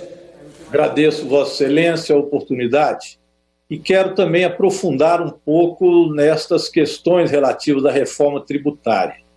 Porque, infelizmente, o que nós estamos vendo ser anunciado, tanto por Paulo Guedes quanto medidas de reforma tributária que estão no Congresso Nacional, elas não apontam no sentido de que é uma verdadeira reforma tributária, que é taxar os ricos, os muito ricos, e mudar a forma de tributar no Brasil. Hoje, quem paga imposto no Brasil são os pobres. Isso não é apenas um chavão, uma palavra de ordem, é a realidade, porque é sobre os serviços e o consumo que vai a grande quantia e quantidade de taxação. Mas não se taxam as grandes fortunas, os lucros e dividendos. Eu que sou aqui de Minas Gerais, acho um verdadeiro absurdo terem constitucionalizado a tal lei Candir. Isso faz com que grandes mineradoras, exportadoras de commodities, não pagam sequer ICMS, enquanto qualquer botequim de esquina, qualquer banca de revista, paga imposto sobre circulação de mercadoria. Mas exportadoras enormes, como por exemplo a Vale, nada. E Minas Gerais fica a ver navios, por exemplo, neste item. Mas não é só. A taxação das grandes fortunas não é feita no Brasil e é feita no restante do mundo. Aqui, portanto, é o contra-exemplo.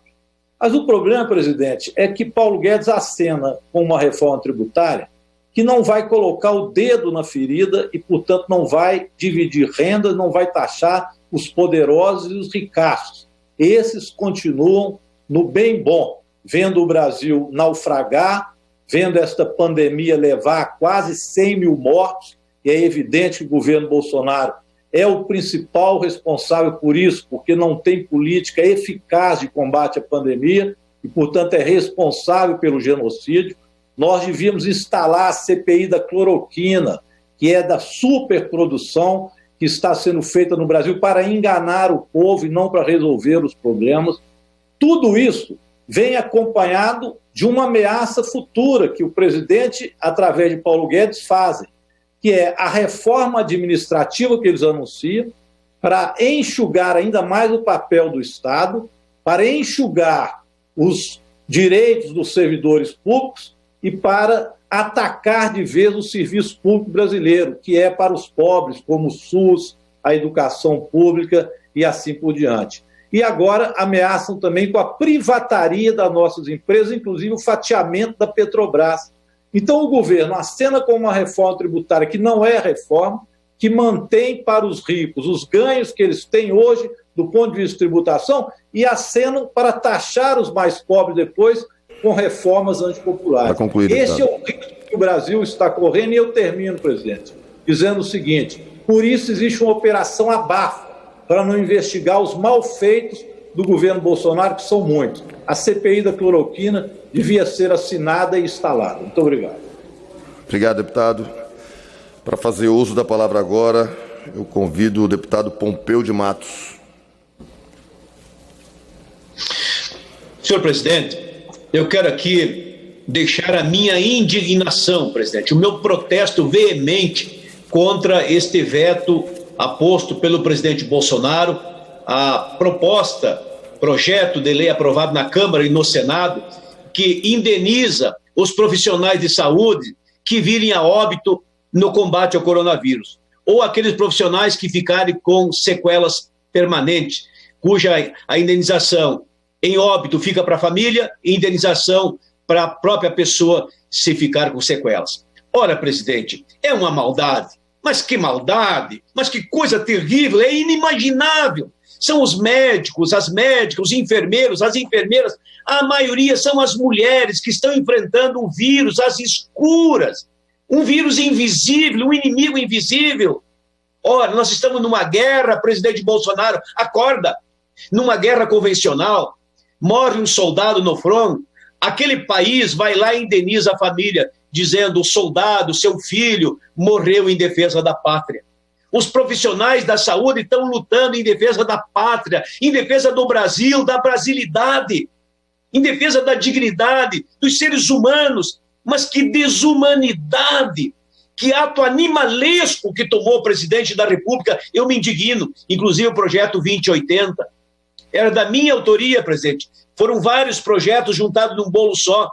E o meu projeto está no bolo ali, presidente. Inclusive a proposta era R$100 mil de indenização. Foi feito um grande acordo, inclusive com gente do próprio governo, e chegou-se a 50 mil de indenização. Agora, essa atitude animalesca, desumana, muita maldade, porque os profissionais da saúde, de maneira corajosa, destemida, às vezes sem o equipamento adequado, num hospital mal estruturado, sem remédio para os doentes, com a cara, com a coragem, com o amor, com o coração, com o dever do ofício. Esses profissionais estão ali oferecendo a vida, colocando em risco a sua vida, a vida da sua família, tendo que se ausentar das suas casas, porque não pode chegar para abraçar o filho, a filha em casa, porque podem estar contaminados, pois estes profissionais foram pisados, espizinhados, estão sendo humilhados, mas o Congresso Nacional há de ter altivez, dignidade. Nós vamos derrubar este veto.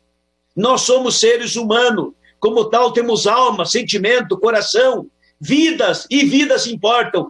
Todas as vidas importam, mas as vidas dos profissionais de saúde que corajosamente estão ali enfrentando o vírus, a escura, precisa ser respeitada. E o presidente Bolsonaro, auxiliar do coronavírus, não respeitou. Então a nossa indignação, o nosso protesto, e vamos derrubar este veto, presidente, para manter a dignidade do Parlamento Nacional em favor da vida e dos profissionais de saúde que oferecem a vida na luta contra o coronavírus. Que Deus nos ilumine e que a gente possa derrubar esse veto. Lamento, presidente Bolsonaro, mas que erro, deu um tiro no pé, uma ofensa à dignidade humana. Nós não concordamos e deixamos o nosso protesto. Muito obrigado, presidente. Obrigado, deputado. Vou convidar novamente a deputada Soraima Nato, que já se encontra na sala. Obrigada, nobre deputado. Obrigada, presidente, por me conceder a palavra. Agradeço muito sua gentileza. Senhor presidente, eu quero destacar hoje que ontem o Ministério da Saúde lançou uma chamada pública para seleção de pesquisas em terapias avançadas. São mais de 47 milhões para financiar estudos no desenvolvimento de tecnologias nacional em terapia celular, terapia gênica e tecido artificial, áreas de interesse do SUS. O objetivo dessas terapias avançadas é tratar, prevenir ou até mesmo diagnosticar doenças complexas que, no momento, nós não temos tratamento. Então, isso é mais uma ação do governo Jair Messias Bolsonaro em prol da saúde brasileira. Então, eu quero agradecer também o ministro Pazuello por toda a sua atividade, seu empenho à frente do Ministério da Saúde no combate ao vírus, o Covid-19, e nós estamos tendo sucesso, nós já temos milhões de pessoas curadas, né? Na grande maioria dos estados e dos municípios, nós já temos a doença em declínio. No estado do Espírito Santo, as UTIs já estão vazias, praticamente não temos, são raríssimos os pacientes que estão em UTI intubados. Então, isso daí é uma ação muito eficiente do nosso governo federal, do ministro da Saúde, e eu quero agradecer principalmente ao ministro Pazuello por toda essa ação. E hoje eu estive no município de Aracruz, inaugurando mais uma unidade de saúde, e lá nós tivemos uma grata surpresa, que eles entraram com o tratamento precoce da cloroquina, hidroxicloroquina, juntamente com azitromicina e corticoide, e nós praticamente, nesse município, zeramos os casos de internação, zeramos os casos de morte. Então, mais uma ação aí que, na prática, realmente, o uso dessa medicação tem surtido efeito, tem salvado vidas. Então, que os municípios brasileiros sigam o exemplo do município de Aracruz, aqui no estado do Espírito Santo. Então, é isso que eu queria falar. Muito obrigada, senhor presidente. Boa tarde ao senhor. Obrigado, deputada. Agora eu passo a palavra para o deputado Bibo Nunes. Digníssimo presidente, nobres colegas, uma satisfação estar participando desta sessão remota. Já começo com um protesto veemente. Encaminhei à mesa diretora desta casa um pedido de informações de como que, sempre entre os 20 primeiros a falarem nos breves comunicados, sempre a imensa maioria é da oposição. Hoje, entre os 20, são 17. O que é isso? Por que só eles? Quando essa oposição é a minoria da casa e é quem mais ocupa espaço. O que é preciso? Tática de guerrilha? De emboscada? Que tipo de jogada é essa? Para poder se inscrever na frente dos outros? Um dia, 2, 3, 4, 5, tudo bem. Mas todos os dias a oposição é quem toma conta. É tática de emboscada? Quero e exijo uma resposta da mesa. Isso não é admissível. Não tem algo, não estou acusando ninguém, mas suspeito. Está muito estranho isso aí, muito estranho. E aproveito também para dizer que, infelizmente, no Brasil, a exemplo dado pelo STF, a política está norteando o Poder Judiciário. Agora virou moda, mania me processar. Tal Chico Buarque, Caetano Veloso, o fugitivo Jean Willis, me processando. Só que vão levar nada. O que é a justiça? É simplesmente desacreditar e desmoralizar a imunidade parlamentar. Chico Buarque, Caetano Veloso me processando porque eu, no frigir dos ovos, disse o seguinte: dinheiro, patrocínio não pode ser dado para grandes nomes da cultura. Tem que incentivar os novos talentos. E o senhor G. Willis me processou baseado em eu ter dito que eu desconfio que ele possa estar entre os envolvidos de pedir para matar ou mandar matar o presidente. Qual é o problema? Não posso dizer isso? E aí aconteceu o pior.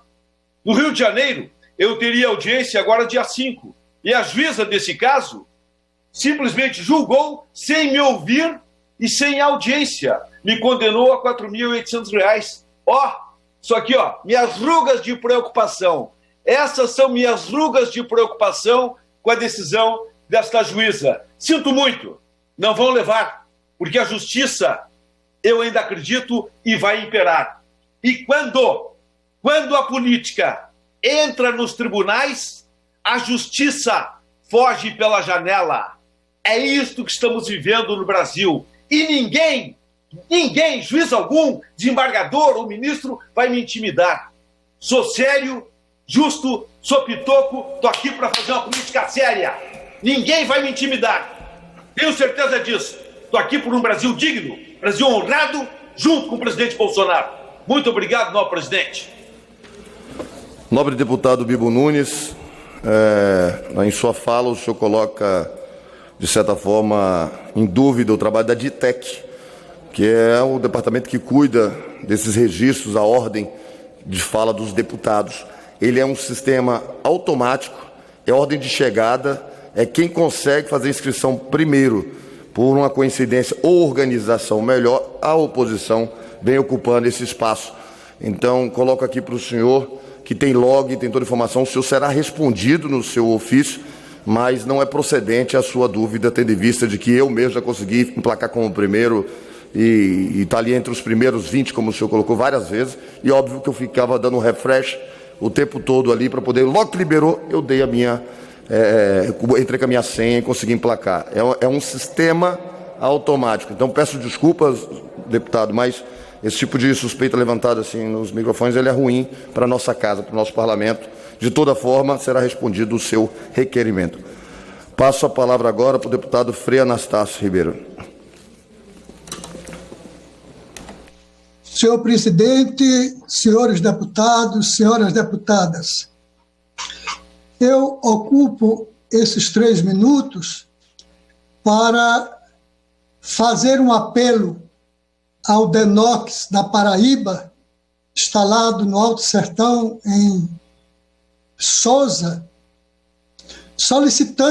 solicitei através de ofício ao DENOX que seja realizada a recuperação e das estruturas básicas dos canais do perímetro irrigado de São Gonçalo.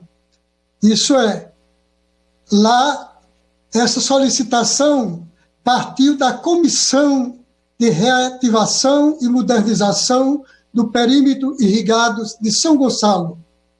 Os irrigantes, senhor presidente, pedem que os canais de água, os canais principais e secundários, eles sejam reativados, porque com esta medida de reativar, eles poderão utilizar a água armazenada nos açudes para os seus plantios. Esta recuperação, ela vai gerar 4.500 empregos diretos no sertão da Paraíba, no município de Sousa. Atualmente existem 1.014 famílias ocupando a área. Um total de 483, elas já estão oficializadas, e as outras esperam a regularização, a titularidade das suas áreas.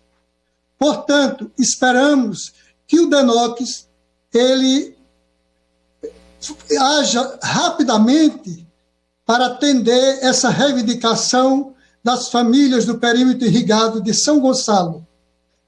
É uma questão, de fato, de melhoria da qualidade de vida daquele povo, como também das suas culturas, o coco, a banana, goiaba e muitas outras frutas que são produzidas lá. E é necessário, os açudes e as barragens estão cheias d'água, então é necessário que melhore a condição daqueles irrigantes, tanto resolvendo o problema da oficialização da terra, a regularização, como também criar as condições para a melhor produção. Mas, senhor presidente, eu concluo ainda colocando a minha tristeza pela saúde de Dom Pedro Casadarga.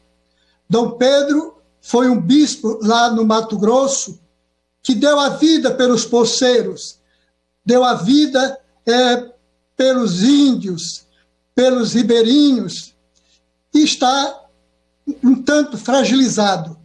Hoje mesmo ele está sendo levado para São Paulo para cuidar melhor da sua saúde. Então, a nossa solidariedade aos religiosos da congregação de Dom Pedro, à igreja, porque só quem conheceu Dom Pedro sabe o que ele sofreu, o compromisso que ele teve em Mato Grosso e na Igreja do Brasil. Foi um homem que veio da sua pátria e não voltou mais. Se radicalizou no Brasil e principalmente no Mato Grosso. Então, que Deus conceda a saúde, faça com que Dom Pedro ele se recupere e possa ainda viver. Já está aposentado, é bispo emérito, mas é importante a sua presença. Para concluir, deputado. Do povo brasileiro, do meio da igreja, que ele tanto acreditou e tem dado a vida. Muito obrigado, senhor presidente. Obrigado, deputado. Agora, para fazer uso da palavra, o deputado Zeca Disseu. Infelizmente, o Brasil se aproxima da marca de 100 mil mortos. Quero aqui me solidarizar com todas as famílias e, é claro, manifestar mais uma vez o meu repúdio à maneira como o presidente Bolsonaro conduz essa pandemia. Atitudes irresponsáveis, um governo marcado pela incompetência e pela insanidade, tem matado o povo brasileiro. O Brasil figura entre os piores países do mundo em qualquer tipo de ranking, em qualquer tipo de índice que trate da questão do coronavírus. É inacreditável que ainda tem alguns poucos com coragem de vir à tribuna da Câmara para elogiar essa conduta genocida do presidente Bolsonaro. O Ministério da Saúde não cumpre o seu papel desde o início da pandemia. Não coordena o enfrentamento ao coronavírus.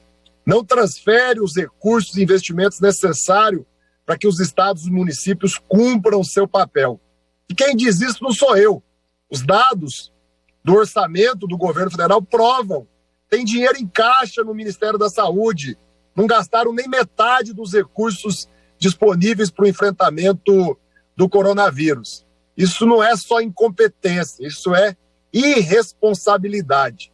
Irresponsabilidade que começa também a ameaçar a educação, as nossas crianças.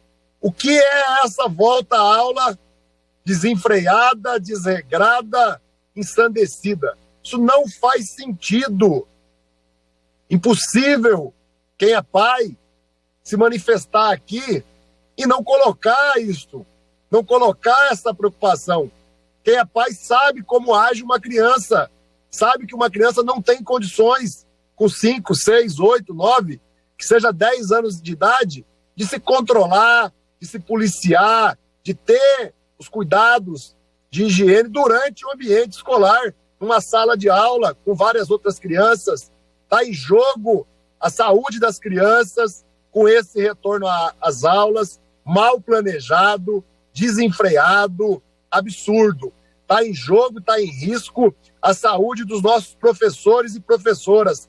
Está em jogo e está em risco a saúde dos demais profissionais que atuam nas escolas, nas creches, de um modo geral, na educação do nosso país. Da minha parte, haverá luta, haverá combate e haverá denúncia contra o descaso com a educação e contra a falta de ação concreta desse governo em relação ao coronavírus. Obrigado, deputado.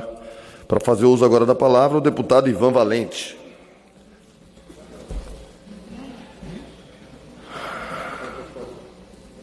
Senhor presidente, me ouve? Lhe escuto bem, deputado. Boa tarde, presidente.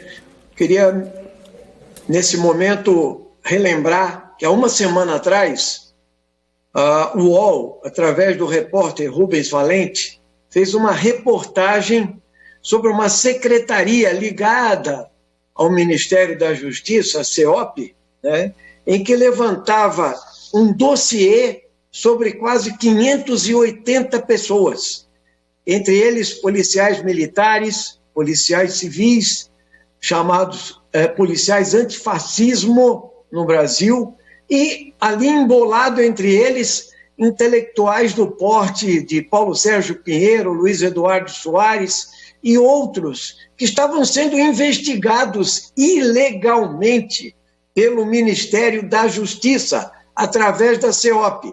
Essa matéria ganhou uma enorme repercussão, porque ela vem já no bojo da reunião do dia 22 de abril, onde Bolsonaro, às vésperas de demitir Moro, né, e intervir na Polícia Federal, falou que queria uma ABIN paralela, um sistema de informação paralelo. E é isso que ele está fazendo. Perseguição no Brasil. E aos policiais antifascistas, quer dizer, democráticos. O fascismo que está no poder persegue os democratas. Isso é um absurdo. O ministro da Justiça levou uma semana, depois de convocado 3 ou 4 vezes no Senado e na Câmara dos Deputados, para dar uma entrevista na Globo News e dizer que ele não concorda com isso.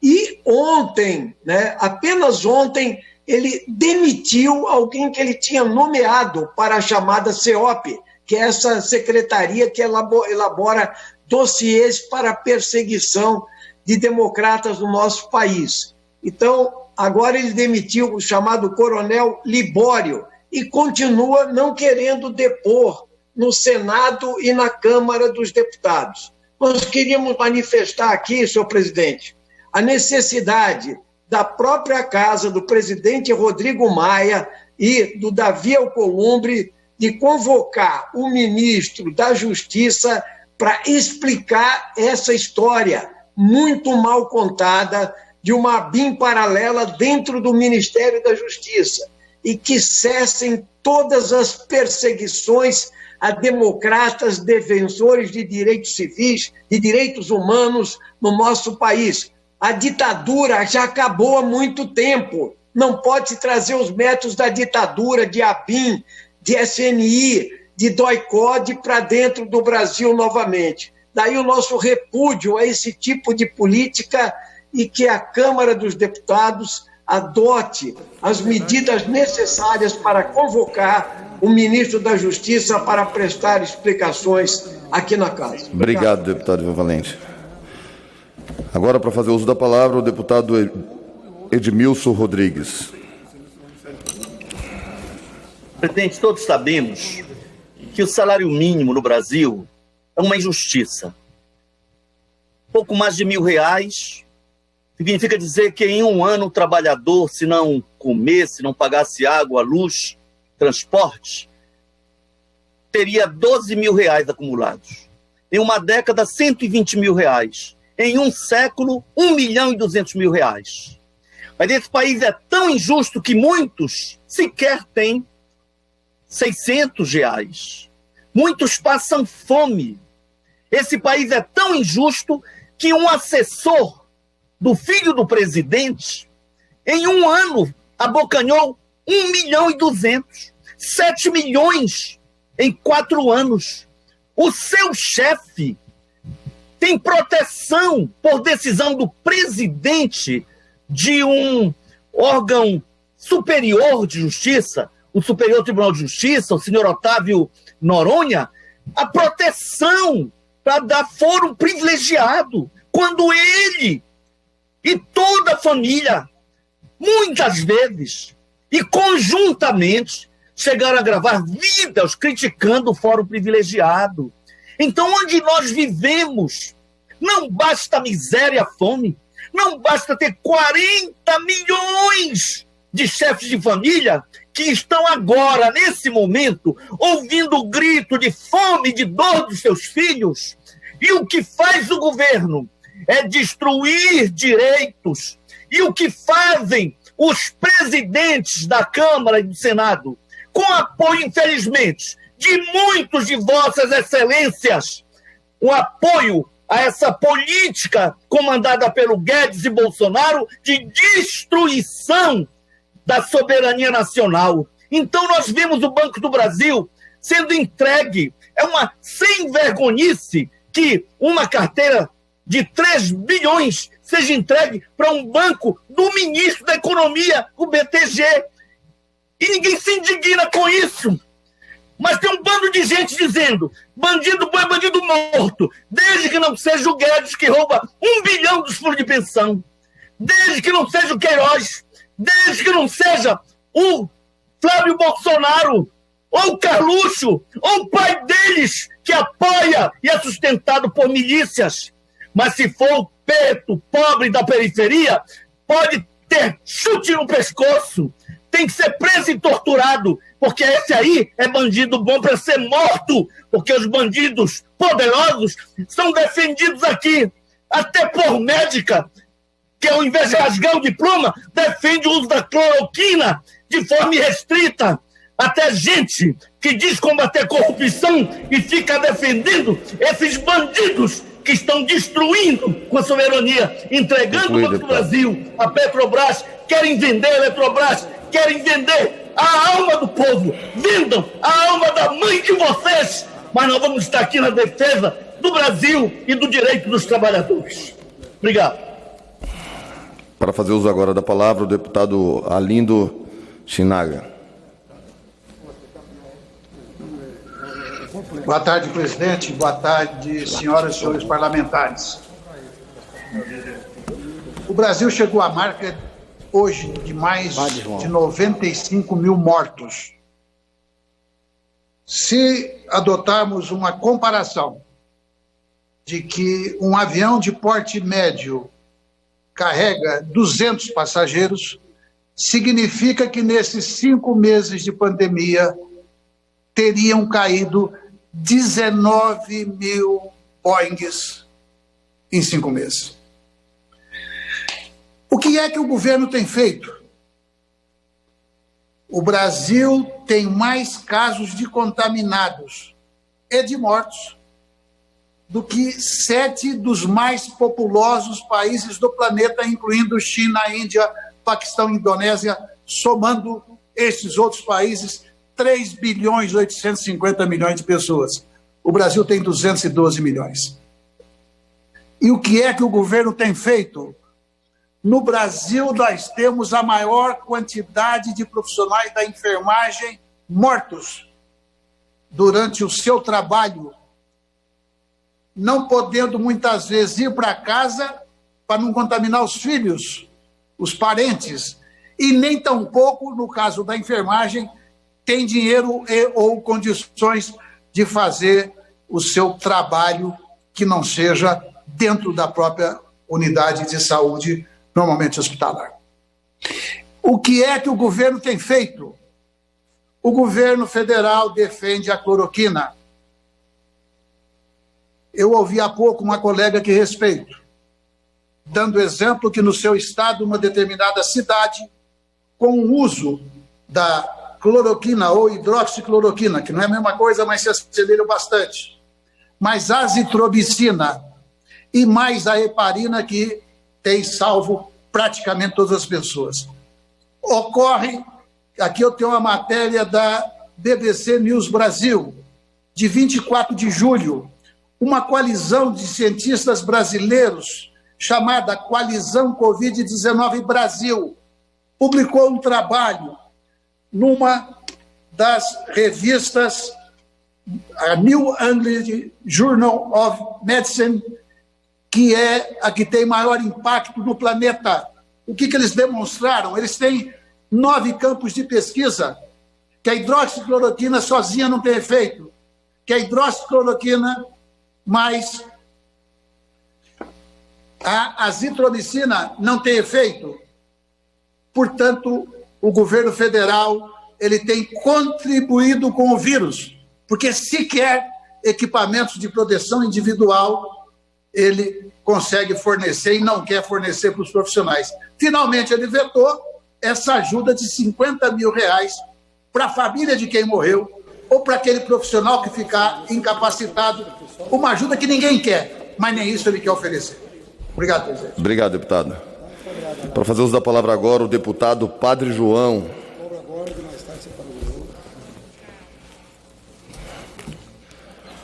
Senhor presidente, colegas deputadas e deputados, a gente percebe a comoção que está acontecendo, né, no início de tarde em relação à explosão de Beirute, com 10 mortos. É verdade que para nós uma morte, ela impacta para quem tem um mínimo de sensibilidade, uma morte. Mas é muito estranho, muito mesmo, quando a maioria dos colegas, deputadas e deputados, não são capazes de se indignar com 100 mil mortos que estão chegando. Estamos chegando a 100 mil mortos. E muitos colegas deputados e deputadas são cúmplices desse processo. Por isso que eu prefiro dialogar com os colegas deputados. Até quando que nós vamos permitir isso? Isso não é, presidente, uma decisão da esquerda ou do Partido dos Trabalhadores. Embora é verdade, o Partido dos Trabalhadores e mesmo a esquerda sempre foi muito sensível à vida e o respeito à vida. Em todas as fases. Todas as fases. Agora, é estranha essa insensibilidade da direita e da elite representada no Congresso. É covarde. Porque nós já temos situações, ou várias situações, para ter CPIs. CPIs que derrubam o governo Bolsonaro. Derrubam o governo Bolsonaro. seja aí das fake news,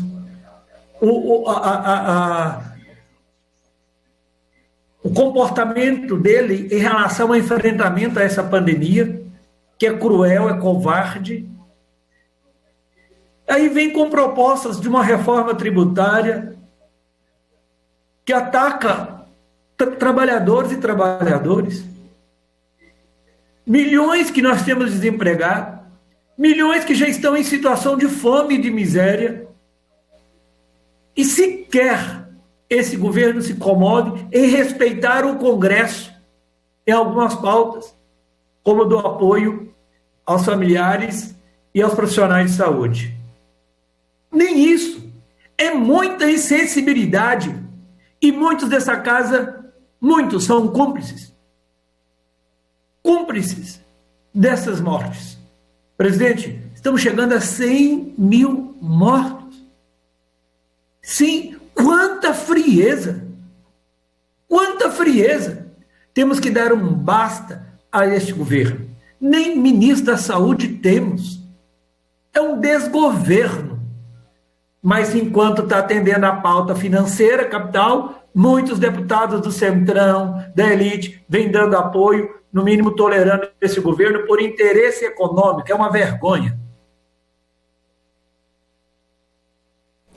Obrigado, deputado. Agora eu convido o deputado Deusinho Filho.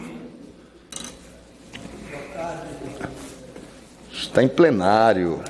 Estreando, viu, presidente? Bom, retorne o tempo do Deusinho, que aqui apareceu de surpresa aqui do meu lado. Estreando, presidente. Quero saudar todos, deputados e deputadas, saudar o meu Ceará, a minha Caucaia. Dizer que estou estreando hoje aqui nos breves comunicados. Daqui a pouco, se Deus quiser, eu falo também no tempo de líder. Mas queria aproveitar a oportunidade de parabenizar o presidente da Academia de Letras do município de Caucaia, senhor Pedro Sampaio, poeta Pedro Sampaio, por ter o seu trabalho inserido numa tese acadêmica, a literatura de cordel no ensino da radiologia. Então, parabéns aí a todos que fazem aquele silogeu.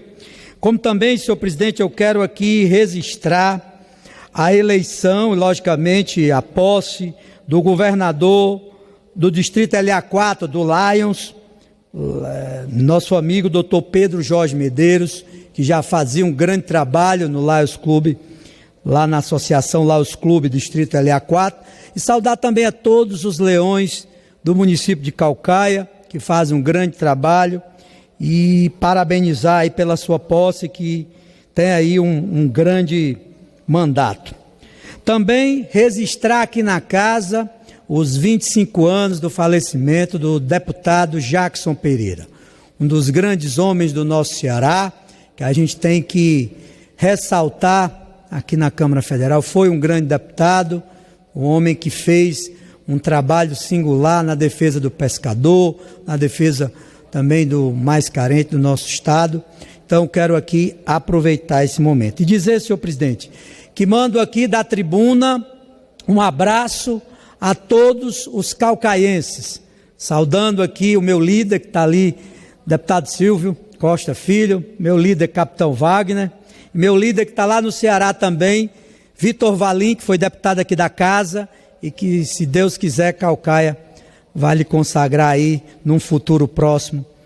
E a gente fica feliz, senhor presidente, da acolhida dos republicanos, da acolhida de líderes como Roberto Pessoa, como Danilo Forte e de vários outros. E do nosso presidente Marcos Pereira, do líder Jonathan, que acredita num ex-vereador, num vereador lá do sertão do Ceará, e que está aqui nessa Câmara. É uma honra, e quero pedir a Deus e a meu São Francisco de Canindé, meu Padre Cícero, que me dê muita sabedoria nessa hora. Um grande abraço a todos e até a próxima. Obrigado, deputado. Agora eu convido o deputado Célio Moura. Só um minutinho, Célio. Diga, Silvinho. Deputado Luiz, presidente, primeiro eu quero parabenizar, em nome da bancada dos republicanos, o deputado Deusinho, que foi vereador, alguns mandatos em Caucaia, é uma referência para todos nós, tem compromisso e comprometimento com o Estado do Ceará, e para nós dos republicanos, tê-lo no partido é muito importante, porque tem espírito público, é uma referência do Ceará, é educador, professor, conhece as dores e os sorrisos do Estado do Ceará e, acima de tudo, é um homem que tem compromisso com o povo brasileiro. Tem uma música do Cidade Negra que diz: você não sabe o quanto eu caminhei para chegar até aqui. E hoje, nessa estada dele na Câmara Federal, ele também representa a sua família, o seu povo e aqueles que desde o primeiro momento acreditaram no trabalho de Deusinho. Seja bem-vindo, você faz parte dos republicanos e hoje orgulhando o Ceará como deputado federal. Parabéns. Obrigado, presidente. Silvinho, arrastou a palavra aqui para fazer o seu networking. Mas parabéns. Ceará da minha mãezinha, lá do Tianguá. Sucesso, mestre. Seja bem-vindo. Valeu, Silvinho. Tamo juntos, meu irmão. Agora, para fazer uso da palavra, o deputado Célio Moura. Senhor presidente, senhoras e senhores deputados, o Estado de Tocantins está vivendo a sua pior crise sanitária nesse momento. Vi hoje na televisão o Estado do Tocantins isolado do centro-oeste e do norte, apenas mais o Acre, o Estado de Tocantins, com o coronavírus atacando e matando as pessoas. E o governo do Estado, irresponsavelmente, já recebeu 826 milhões de reais para combater o coronavírus. Os municípios já receberam 136 milhões de reais e nada fizeram. O Tocantins, para você ter uma ideia, um Estado com 1.600.000 habitantes teria que ter, no mínimo, 240 leitos de UTI. Infelizmente, temos apenas pouco mais de 70 leitos. E a cidade de Araguaína, a cidade onde eu moro, está um colapso. Não tem vaga nas UTIs, não tem vaga nos hospitais. O dinheiro foi para o Estado do Tocantins, mas, infelizmente, o governo do Estado não tomou conta dos hospitais regionais para poder curar a população tocantinense. Infelizmente, o que ele faz é privatizar as rodovias. 640 quilômetros de rodovias foram privatizadas. Quer privatizar o Parque Estadual do Jalapão, quer privatizar terminais rodoviários no estado de Tocantins.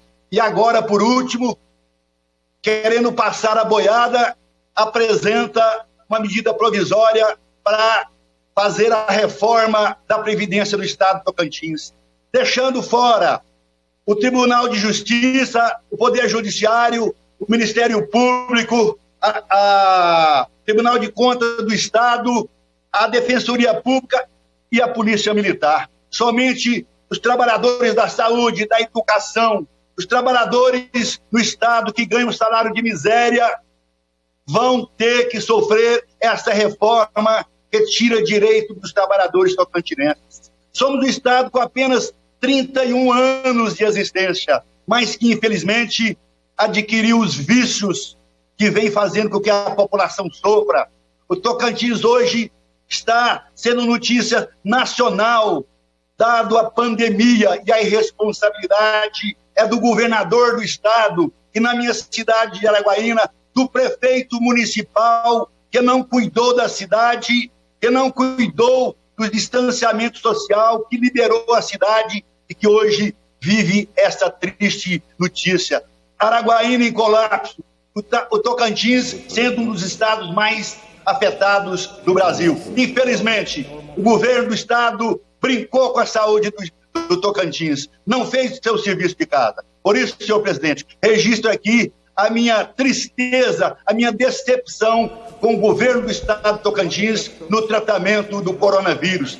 Pegou 826 milhões de reais. Nenhum hospital foi construído, nenhum hospital de campanha, deputado nem Célio. Gurupi, nem Palmas, nem Araguaína. Infelizmente, estamos julgados às traças na saúde tocantinense. Muito obrigado, senhor presidente. Obrigado, deputado.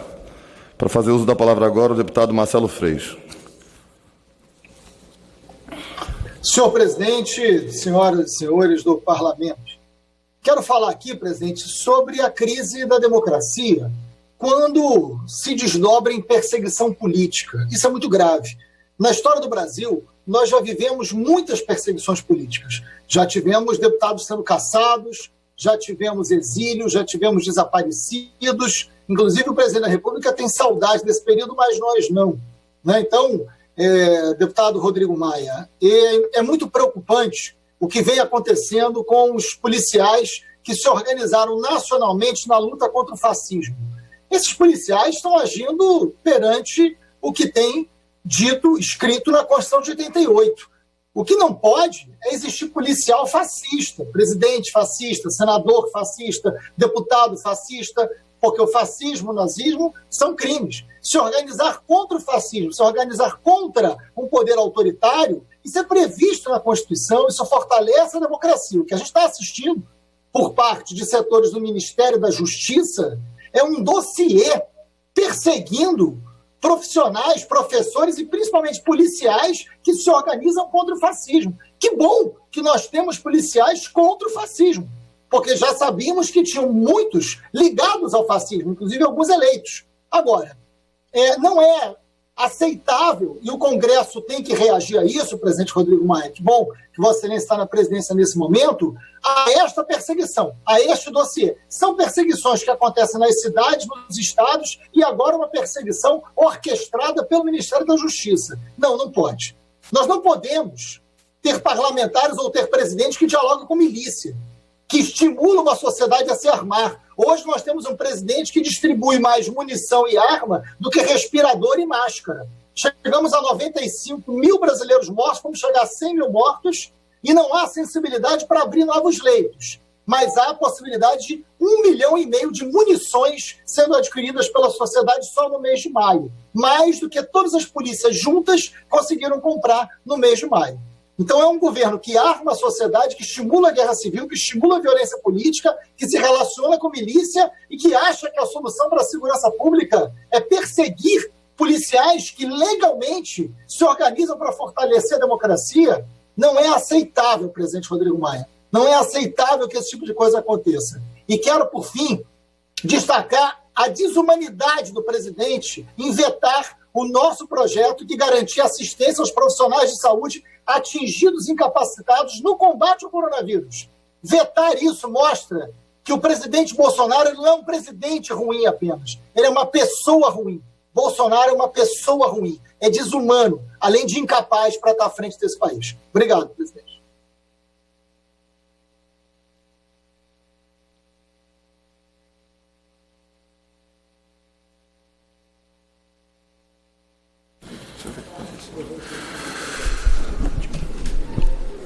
Pronto. A lista de presença registra o acesso de 365 senhoras deputadas e senhores deputados no informático parlamentar. Está aberta a sessão deliberativa remota. Sob a proteção de Deus, em nome do povo brasileiro, iniciamos nosso trabalho. Nos termos de parágrafo único do artigo 5º do ato da mesa 12320, fica dispensada a leitura da ata da sessão anterior. Ordem do dia.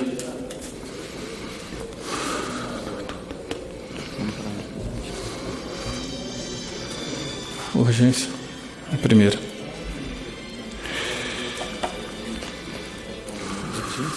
Primeiro. A primeira.